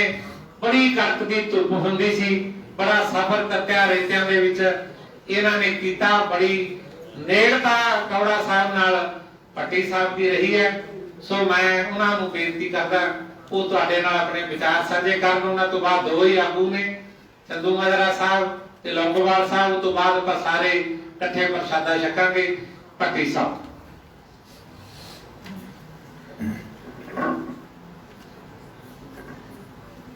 ਅੱਜ ਦੇ ਇਸੇ ਬਹੁਤ ਹੀ ਮੁਬਾਰਕ ਮੌਕੇ ਤੇ ਸਾਡੇ ਦਰਮਿਆਨ ਇਸ ਫੰਕਸ਼ਨ ਦੀ ਪ੍ਰਧਾਨਗੀ ਕਰਨ ਵਾਸਤੇ ਪਹੁੰਚੇ ਹੋਏ ਬਹੁਤ ਹੀ ਸਨਮਾਨਯੋਗ ਸਰਦਾਰ ਗੋਬਿੰਦ ਸਿੰਘ ਜੀ ਲੌਂਗੋਵਾਲ ਸਾਹਿਬ, ਪ੍ਰਧਾਨ ਸਾਹਿਬ ਸ਼੍ਰੋਮਣੀ ਗੁਰਦੁਆਰਾ ਪ੍ਰਬੰਧਕ ਕਮੇਟੀ, ਬਹੁਤ ਹੀ ਸਤਿਕਾਰਯੋਗ ਮੇਰੇ ਵੱਡੇ ਭਰਾ ਸਰਦਾਰ ਪ੍ਰੇਮ ਸਿੰਘ ਜੀ ਚੰਦੂ ਮਾਜਰਾ ਸਾਹਿਬ, ਸੀਨੀਅਰ ਆਗੂ Shiromani Akali Dal, ex member parliament, ਔਰ ਬਹੁਤ ਹੀ ਆਦਮ ਤੇ ਸਤਿਕਾਰਯੋਗ ਪੰਥ ਦੀ ਮਾਇਆ ਰਾਜ ਸ਼ਖਸੀਅਤ ਸਾਡੇ ਪ੍ਰੋਫੈਸਰ ਹਰਪਾਲ ਸਿੰਘ ਜੀ ਪੰਨੂ ਸਾਹਿਬ, ਬੀਬੀ ਜੀ ਸਾਡੀ ਭੈਣ ਜੀ ਸਰਦਾਰਨੀ ਕੁਲਦੀਪ ਕੌਰ ਟੌੜਾ ਜੀ, ਮੇਰੇ ਪਿਆਰੇ ਵੱਡੇ ਭਰਾ ਸਰਦਾਰ ਕਰਨੈਲ ਸਿੰਘ ਜੀ ਪੰਜੋਲੀ ਸਾਹਿਬ, ਜਿਨ੍ਹਾਂ ਦਾ ਇਹ ਸਾਰਾ ਕਰਤਾ ਧਰਤਾ ਨੇ। ਬਹੁਤ ਹੀ ਵੱਡਾ ਮਾਣ ਆ ਪੰਜ ਸਾਰਿਆਂ ਨੂੰ। ਸਰਦਾਰ ਸਾਡੇ ਹਰਪੰਜ ਸਿੰਘ ਜੀ ਜਨਾਰਥਲ ਸਾਹਿਬ, ਸ਼ਰਨਜੀਤ ਜੀ, ਔਰ ਮੇਰੇ ਬਹੁਤ ਹੀ ਪਿਆਰੇ ਸਾਜੈਬ ਸਿੰਘ ਜੀ ਮੀਤ ਪ੍ਰਧਾਨ ਸ਼੍ਰੋਮਣੀ ਅਕਾਲੀ ਦਲ, ਔਰ ਸਾਡੇ ਹਲਕੇ ਦੇ ਵਿੱਚੋਂ ਔਰ ਦੂਰ ਦੂਰ ਤੋਂ ਸ਼੍ਰੋਮਣੀ ਗੁਰਦੁਆਰਾ ਪ੍ਰਬੰਧਕ ਕਮੇਟੀ ਨਾਲ ਮੁਲਾਜ਼ਮਤ ਦੇ ਤੌਰ ਤੇ, ਸੇਵਾ ਦੇ ਤੌਰ ਤੇ ਜੁੜੀਆਂ ਹੋਈ ਸ਼ਖਸੀਅਤਾਂ, ਔਰ ਇਲਾਕੇ ਦੇ ਬਹੁਤ ਹੀ ਪਿਆਰੇ ਸੱਜਣ।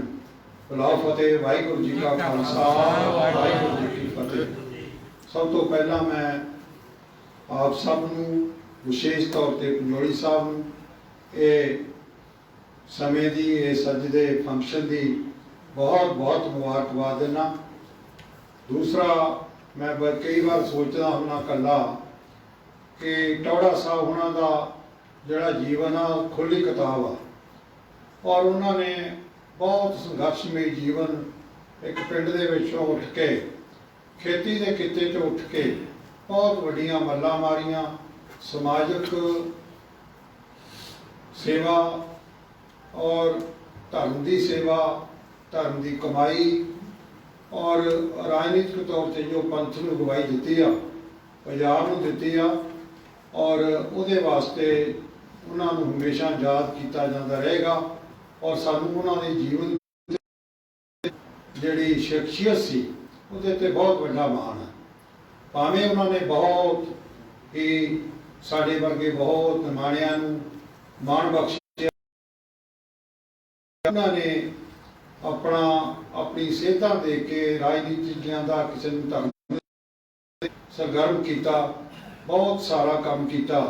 ਪਰ ਉਹਨਾਂ ਦੇ ਮੈਂ ਸਮਝਦਾ ਕਿ ਨਾਦੀ ਪੁੱਤਰਾਂ ਦੇ ਵਿੱਚੋਂ ਪਿਆਰੇ ਵੀਰ ਸਰਦਾਰ ਕਰਨੈਲ ਸਿੰਘ ਜੀ ਪੰਜੋਲੀ ਹੋਣਾ ਨੇ, ਜੋ ਉਹਨਾਂ ਦਾ ਜਾਣ ਤੋਂ ਬਾਅਦ ਉਹਨਾਂ ਦਾ ਮਾਣ ਸਤਿਕਾਰ ਗੌਰਵ, ਉਹਨਾਂ ਦੀ ਗੱਲ ਨੂੰ ਅੱਗੇ ਤੋਰਨ ਦੇ ਵਿੱਚ ਰੋਲ ਅਦਾ ਕੀਤਾ। ਉਹ ਸਾਡੇ ਵਾਸਤੇ ਔਰ ਬਹੁਤ ਹੀ ਮਾਣ ਮਹਿਸੂਸ ਹੁੰਦਾ ਆ ਕੇ ਇੱਥੇ ਕਿ ਕੋਈ ਤਾਂ ਸੱਜਣ ਹੈ ਸਾਡਾ ਪਿਆਰਾ, ਅਸੀਂ ਉਹਦੇ ਨਾਲ ਜੁੜੇ ਹੋਏ ਹਾਂ, ਕਿ ਉਹ ਟੌੜਾ ਸਾਹਿਬ ਦੀ ਲੈਗੇਸੀ ਨੂੰ, ਟੌੜਾ ਸਾਹਿਬ ਦੀ ਗੱਲ ਨੂੰ ਭਾਵੇਂ ਪਰਿਵਾਰਕ ਤੌਰ ਤੇ ਭੈਣ ਜੀ ਹੁਣੀ ਕਰ ਰਹੇ ਆ, ਪਰ ਮੈਂ ਸਮਝਦਾ ਕੌਮੀ ਪੱਧਰ ਦੇ ਉੱਤੇ, ਦੁਨੀਆ ਲੈਵਲ ਤੇ ਜੋ ਟੌੜਾ ਸਾਹਿਬ ਦੀ ਉਹ ਸਰਦਾਰ ਕਰਨੈਲ ਸਿੰਘ ਜੀ ਪੰਜੋਲੀ ਸਾਹਿਬ ਨੇ ਤੋੜਿਆ। ਅੱਜ ਵੀ ਬਹੁਤ ਵੱਡਾ ਉਪਰਾਲਾ ਜਿਹੜਾ ਭਾਵੇਂ 100 ਸਾਲ ਨੂੰ ਸਮਰਪਿਤ, ਭਾਵੇਂ ਟੌੜਾ ਸਾਹਿਬ ਦੇ ਜੀਵਨ ਨੂੰ ਸਮਰਪਿਤ, ਅੱਜ ਇਹ ਸਾਰੇ ਤੁਸੀਂ ਉਹਨਾਂ ਦੇ ਚਾਹਨੇ ਵਾਲੇ ਮਿੱਤਰ ਪਿਆਰੇ ਇੱਥੇ ਬੁਲਾ ਕੇ ਸ਼੍ਰੋਮਣੀ ਕਮੇਟੀ ਜਿਹੜੀ ਕਿ ਸਰਮੌਰ ਸੰਸਥਾ ਹੈ ਸਾਡੀ, ਉਹਦੇ ਪ੍ਰਧਾਨ ਸਾਹਿਬ ਬੈਠੇ ਆ, ਚੰਦੂ ਮਹਾਰਾਜ ਸਾਹਿਬ ਬੈਠੇ ਆ, ਔਰ ਸਾਡਾ ਬਹੁਤ ਹੀ ਸਤਿਕਾਰਯੋਗ ਪੰਥ ਦੇ। ਔਰ ਜਿਹੜੀ ਗੱਲ ਪੰਜੋਲੀ ਸਾਹਿਬ ਕਹਿ ਰਹੇ ਸੀਗੇ ਕਿ ਪੜ੍ਹਨਾ ਚਾਹੀਦਾ, ਲੋੜ ਜੋਗਾ ਜ਼ਰੂਰ ਪੜ੍ਹ ਲਿਆ ਕਰੀਏ ਆਪਾਂ। ਅੜੀਆਂ ਕਿਤਾਬਾਂ ਆਪਾਂ ਅੱਜ ਇਹਨਾਂ ਨੇ ਦਿੱਤੀਆਂ, ਘੱਟੋ ਘੱਟ ਉਹ ਪੜ੍ਹ ਲਈਏ, ਕਾਫੀ ਗੱਲਾਂ ਕਵਰ ਹੋ ਜਾਣਗੀਆਂ। ਔਰ ਇਹ ਮੇਰੀ ਬੇਨਤੀ ਆ। ਇੱਕ ਬੇਨਤੀ ਹੋਰ ਆ ਕਿ ਪੰਥ ਨੂੰ ਨੁਕਸਾਨ ਦੇਣ ਵਾਸਤੇ ਸ਼ਕਤੀਆਂ ਹੋਰ ਬਹੁਤ ਨੇ, ਬਹੁਤ ਸ਼ਕਤੀਆਂ ਨੇ। ਔਰ ਰੱਜ ਕੇ ਆਪਾਂ ਇਤਿਹਾਸ ਦੀ ਗੱਲ ਕਰੀਏ, ਰੱਜ ਕੇ ਆਪਾਂ ਜਿਹੜੀ ਆ ਆਪਣੇ ਆਪ ਨੂੰ ਪਰਚੋਲੀਏ, ਕਿੱਥੇ ਨੁਕਸਾ। ਪਰ ਇੱਕ ਗੱਲ ਦੀ ਮੈਂ ਇੱਕ ਬਹੁਤ ਹੀ ਅਧੀਨਗੀ ਨਾਲ ਤੁਹਾਤੋਂ ਮਾਫੀ ਮੰਗ ਕੇ, ਝਾੜੂ ਬਰਦਾਰ ਹੋਣ ਦੇ ਨਾਤੇ, ਸੇਵਾਦਾਰ ਹੋਣ ਦੇ ਨਾਤੇ ਇੱਕ ਗੱਲ ਜ਼ਰੂਰ ਕਹੂੰਗਾ ਕਿ ਘੱਟੋ ਘੱਟ ਜਦੋਂ ਆਪਾਂ ਇਕੱਠੇ ਹੁੰਦੇ ਹਾਂ, ਗੱਲ ਪੋਜ਼ਿਟਿਵ ਰੱਖੀਏ। ਪ੍ਰਧਾਨ ਸਾਹਿਬ ਨੂੰ ਮੈਂ ਬੇਨਤੀ ਕਰੂੰਗਾ ਕਿ ਜਿਹੜੇ ਕੌਮ ਦੇ ਆਗੂ ਆ, ਸਿਆਣੇ ਸੱਜਣ ਆ, ਉਹਨਾਂ ਦੀ ਕਮੇਟੀ ਬਣਾ ਲਓ, 5 ਮੈਂਬਰੀ ਬਣਾ ਲਓ, 105 ਮੈਂਬਰੀ ਬਣਾ ਲਓ। ਇਹਨਾਂ ਦੇ ਹੋਰ ਕੋਈ ਨਾ ਕਿਸੇ ਰੂਪ ਦੇ ਵਿੱਚ ਸਲਾਹਾਂ ਮਸ਼ਵਰੇ ਸਾਰੀਆਂ ਲਿਆ ਕਰੋ। ਮੰਨੋ ਨਾ ਮੰਨੋ, ਇਹਨਾਂ ਦਾ ਜਿਹੜਾ ਸੇਧ ਆ ਨਾ, ਬਹੁਤ ਪੜ੍ਹਦੇ ਆ, ਬਹੁਤ ਜ਼ਿਆਦਾ ਇਹਨਾਂ ਨੂੰ ਜਾਣਕਾਰੀ ਆ। ਆਪਾਂ ਨੂੰ ਕੌਮ ਨੂੰ ਕਿਤੇ ਨਾ ਕਿਤੇ ਉਹਦੇ ਵਿੱਚ ਬਹੁਤ ਫਾਇਦਾ ਹੋਊਗਾ ਕਿ ਆਉਣ ਵਾਲੇ ਸਮੇਂ ਦੇ ਵਿੱਚ। ਔਰ ਆਪਾਂ ਕਰਦੇ ਆ, ਬਹੁਤ ਚੰਗੀਆਂ ਕਰਦੇ ਆ, ਕਿਤੇ ਨਾ ਕਿਤੇ ਜਿਹੜੀ ਆਪਾਂ ਵੇਚਣ ਵਿੱਚ ਕੋਈ ਨਾ ਕੋਈ ਮਾੜੀ ਮੋਟੀ ਮਸਾਲਾ ਲੱਗ ਜਾਂਦਾ, ਭਾਵੇਂ ਉਹ ਸ਼੍ਰੋਮਣੀ ਕਮੇਟੀ ਤੇ ਹੋਵੇ, ਭਾਵੇਂ ਸ਼੍ਰੋਮਣੀ ਅਕਾਲੀ ਦਲ ਤੇ ਹੋਵੇ। ਘੱਟੋ ਘੱਟ ਆਪਾਂ ਆਪਦੇ ਵਿੱਚ ਆਪਣੇ ਜਿੱਥੇ ਆਪਾਂ ਬੈਠੇ ਆ, ਆਪਾਂ ਤਾਂ ਉਹ ਗੱਲ ਨੂੰ ਨਾ ਕਰੀਏ, ਕਿਉਂਕਿ ਬਹੁਤ ਸ਼ਕਤੀਆਂ ਨੇ ਆਪਾਂ ਨੂੰ ਮਾਰਨ ਵਾਸਤੇ ਤੁਲੀਆਂ ਹੋਈਆਂ। ਕਾਂਗਰਸ ਪਾਰਟੀ ਆ, ਹੋਰ ਬਹੁਤ ਕੁਛ ਆ, ਆਪਣੇ ਹੀ ਬਹੁਤ ਬਣੇ ਜਿਹੜੇ ਆਪਾਂ ਤੋਂ ਵਿਖਰ ਕੇ ਪਾਸੇ ਹੋ ਕੇ ਵੱਖਰਾ ਝੰਡੇ ਡੰਡਾ ਸ਼ੁਰੂ ਤੋਂ ਹੀ ਪੈਂਦਾ ਆ ਰਿਹਾ ਹੈ, ਕੋਈ ਨਵਾਂ ਨਹੀਂ ਹੈ। ਪਰ ਆਪਾਂ ਇਹੋ ਜਿਹੀ ਕੋਈ ਬੰਦੋਬਸਤ ਕਰੀਏ ਜਿਹਦੇ ਨਾਲ ਕੋਈ ਸਾਰਥਕ ਗੱਲ ਹੋਵੇ, ਇਲਾਜ ਵੀ ਹੋਵੇ, ਆਪਾਂ ਸਾਰੇ ਉਹਦੇ ਵਾਸਤੇ ਤਤਪਰ ਰਹਾਂਗੇ। ਮੈਂ ਜੋੜੀ ਸਾਹਿਬ ਨੂੰ, ਤੁਹਾਨੂੰ ਸਾਰਿਆਂ ਨੂੰ ਇਸ ਗੱਲ ਦਾ ਅੱਜ ਦੇ ਸਮਾਗਮ ਦੀ ਵਧਾਈ ਦਿੰਦਾ, ਤੁਹਾਡਾ ਧੰਨਵਾਦ ਵੀ ਕਰਦਾ। ਮੈਂ ਭਾਵੇਂ ਖੁਦ ਲੇਟ ਆਇਆ, ਪਰ ਆਪਾਂ ਇਹ ਰਿਵਾਜ ਹੀ ਬਣਿਆ ਹੋਇਆ ਕਿ ਆਪ ਲੇਟ ਆਓ ਤੇ ਦੂਜੇ ਨੂੰ ਪ੍ਰਚਾਰ ਦਿਓ। ਇਸ ਵਾਸਤੇ ਮਾਫੀ ਮੈਂ ਮੰਗ ਕੇ, ਇਹ ਗੱਲ ਮੈਂ ਆਪ ਮਾਫੀ ਮੰਗ ਕੇ ਸਾਰੀ ਸੰਗਤ ਤੋਂ ਤੁਹਾਡਾ ਧੰਨਵਾਦ ਵੀ ਕਰਦਾ। ਔਰ ਲੰਗੋਵਾਲ ਸਾਹਿਬ ਹਮੇਸ਼ਾ ਇੱਥੇ, ਕਿਉਂਕਿ ਸਾਡਾ ਜ਼ਿਲ੍ਹਾ ਇਸ ਤਰ੍ਹਾਂ ਦੀ ਯੂਨੀਵਰਸਿਟੀ ਆ, ਮਾਤਾ ਗੁਜਰੀ ਕਾਲਜ ਆ, ਬਾਬਾ ਬੰਦਾ ਸਿੰਘ ਬਹਾਦਰ ਕਾਲਜ ਆ, ਸੰਸਥਾਵਾਂ ਨੇ ਕੌਮ ਦਾ ਜਿਹੜੀ ਦੁਨੀਆ ਦੇ ਕੋਈ ਵਿਰਾਸਤ ਨਹੀਂ ਹੈ, ਉਹ ਸਾਡੇ ਕੋਲ ਖਜ਼ਾਨਾ ਹੈ। ਫਤਿਹਗੜ੍ਹ ਸਾਹਿਬ 'ਚ ਆਉਂਦੇ ਰਹਿੰਦੇ ਆ, ਪਰ ਜੋ ਵਿਸ਼ੇਸ਼ ਤੌਰ ਤੇ ਆਏ ਆ, ਇਹਨਾਂ ਦਾ ਮੈਂ ਬਹੁਤ ਬਹੁਤ ਧੰਨਵਾਦ ਕਰਦਾ। ਮੇਰੇ ਵੱਡੇ ਭਰਾ ਸਾਹਿਬ ਪ੍ਰੇਮ ਸਿੰਘ ਚੰਦੂ ਮਾਇਰਾ ਵਿਸ਼ੇਸ਼ ਤੌਰ ਤੇ ਸਮਾਂ ਕੱਢ ਕੇ ਆਏ ਆ, ਸੈਮਨੋਨੀਆਂ ਦੇ ਸਪੁੱਤਰ, ਔਰ ਬੀਬੀ ਡੋੜਾ ਜੀ, ਭੈਣ ਜੀ ਸਾਡੇ, ਔਰ ਸਾਰਿਆਂ ਵੱਲੋਂ ਮੈਂ ਸਾਹਿਬਪਾਲ ਸਿੰਘ ਜੀ, ਅਨੂ ਸਾਹਿਬ, ਬ੍ਰਸ਼ ਸਾਹਿਬ, ਉਹਨਾਂ ਦਾ ਬੜਾ ਸਤਿਕਾਰ ਆ। ਬੜੀ ਵਧੀਆ ਗੱਲ ਕਰਦੇ ਆਣਗੇ। ਮੈਂ ਉੱਦਾਂ ਵੀ ਉਹ YouTube ਤੇ ਪਈਆਂ ਹੋਈਆਂ ਨੇ, ਬੜੇ ਵਧੀਆ ਇਹਨਾਂ ਦਾ ਵਿਆਖਿਆ ਦਾ ਔਰ ਗੱਲ ਕਰਨ ਦਾ ਤਰੀਕਾ ਬੜਾ ਸਾਦਾ ਤੇ ਬੜੀ ਵਧੀਆ ਗੱਲ ਕਰਦੇ ਆ। ਇਹਨਾਂ ਦਾ ਵੀ ਬਹੁਤ ਬਹੁਤ ਧੰਨਵਾਦ, ਬਹੁਤ ਬਹੁਤ ਮਿਹਰਬਾਨੀ। ਭੁੱਲ ਚੁੱਕ ਦੀ ਖਿਮਾ। ਵਾਹਿਗੁਰੂ ਜੀ ਕਾ ਖਾਲਸਾ, ਵਾਹਿਗੁਰੂ ਜੀ ਕੀ ਫਤਿਹ। ਮੈਂ ਬੇਨਤੀ ਕਰਾਂਗਾ ਸਰਦਾਰ ਸਿੰਘ ਜੀ ਪੱਟੀ ਸਾਹਿਬ ਨੂੰ ਕਿ ਉਹ ਦੋ ਸਿਰੋਪਾ ਦੇਣ। ਸਰਦਾਰ ਸਿਮਰਜੀਤ ਸਿੰਘ ਜੀ ਚੰਦੂਮਾਜਰਾ, ਉਹਨਾਂ ਨੂੰ ਬੇਨਤੀ ਹੈ ਉਹ ਸਟੇਜ ਤੇ ਆਉਣ, ਅੱਗੇ ਆ ਜਾਣ ਤੇ ਨਾਲ ਆਪਾਂ ਦਾ ਸੈਕਟਰ ਵੀ ਜਿਹੜਾ ਉਹਨਾਂ ਨੂੰ ਦੇਣ ਦੀ ਕਿਰਪਾਲਤਾ।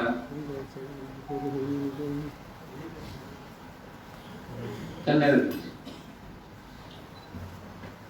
ਸਰਦਾਰ ਬਲਜੀਤ ਸਿੰਘ ਜੀ ਭੁੱਟਾ, ਉਹਨਾਂ ਨੂੰ ਵੀ ਪੱਟੀ ਸਾਹਿਬ ਨੂੰ ਬੇਨਤੀ ਹੈ ਵੀ ਉਹ ਸਿਰੋਪਾ ਤੇ ਕਿਤਾਬਾਂ ਦਾ ਸੈੱਟ ਦੇਣ ਦੀ ਕਿਰਪਾਲਤਾ ਕਰਨ। ਬੋਲੇ ਸੋ ਨਿਹਾਲ।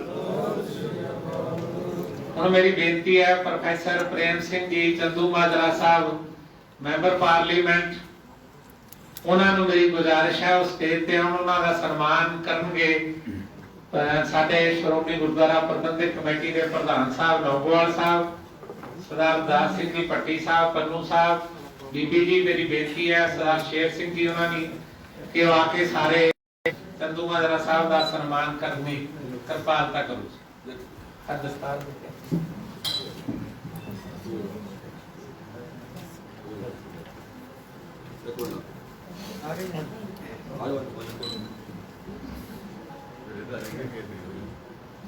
ਉਹ ਇਸ ਕਰਕੇ ਨਹੀਂ ਕਿ ਪੰਥ ਦੀ ਰਵਾਇਤ ਹੈ ਬਤਾ ਦੋ ਬੱਚਿਆਂ ਨੂੰ ਦੱਸਣੀ ਸੀ ਉਹ ਜਿਹਨੂੰ ਦੱਸਣੀ ਸੀ ਕੱਲੇ ਵੀ ਇੱਕ ਨੂੰ ਦੱਸਣੀ ਸੀ ਬਾਕੀ ਕਰੀ ਦਾ ਐਸੀ ਗੱਲ ਸੀ।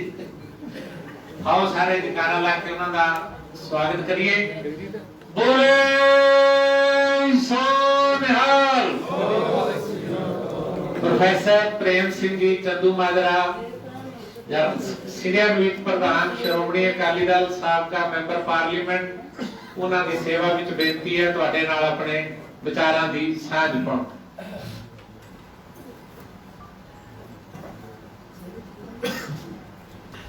ਪਰਮ ਸਤਿਕਾਰਯੋਗ ਸ਼੍ਰੋਮਣੀ ਗੁਰਦੁਆਰਾ ਪ੍ਰਬੰਧਕ ਕਮੇਟੀ ਦੇ ਪ੍ਰਧਾਨ ਸਾਹਿਬ ਭਾਈ ਗੋਬਿੰਦ ਸਿੰਘ ਜੀ ਲੌਂਗੋਵਾਲ ਸਾਹਿਬ ਔਰ ਮੇਰੇ ਬਹੁਤ ਹੀ ਪਰਮ ਮਿੱਤਰ ਅੱਜ ਦੇ ਸਮਾਗਮ ਦੇ ਮੁੱਖ ਬੁਲਾਰੇ ਪ੍ਰੋਫੈਸਰ ਹਰਪਾਲ ਸਿੰਘ ਜੀ ਪੰਨੂ ਸਾਹਿਬ, ਬੀਬੀ ਕੁਲਦੀਪ ਕੌਰ ਟੌੜਾ ਜੀ, ਸਰਦਾਰ ਸਿੰਘ ਭੱਟੀ ਜੀ, ਸਰ ਕਰਨੈਲ ਸਿੰਘ ਪੰਜੋਰੀ ਜੀ, ਕੋਟਾ साहब, जगवाली साहब और हाजरे बहुत ही सत्कारयोग मानामती शख्सियतां वीरों भैनों बुजुर्गों गज के फतेह बुलाओ। वाहिगुरू जी का खालसा वाहिगुरू जी की फतेह।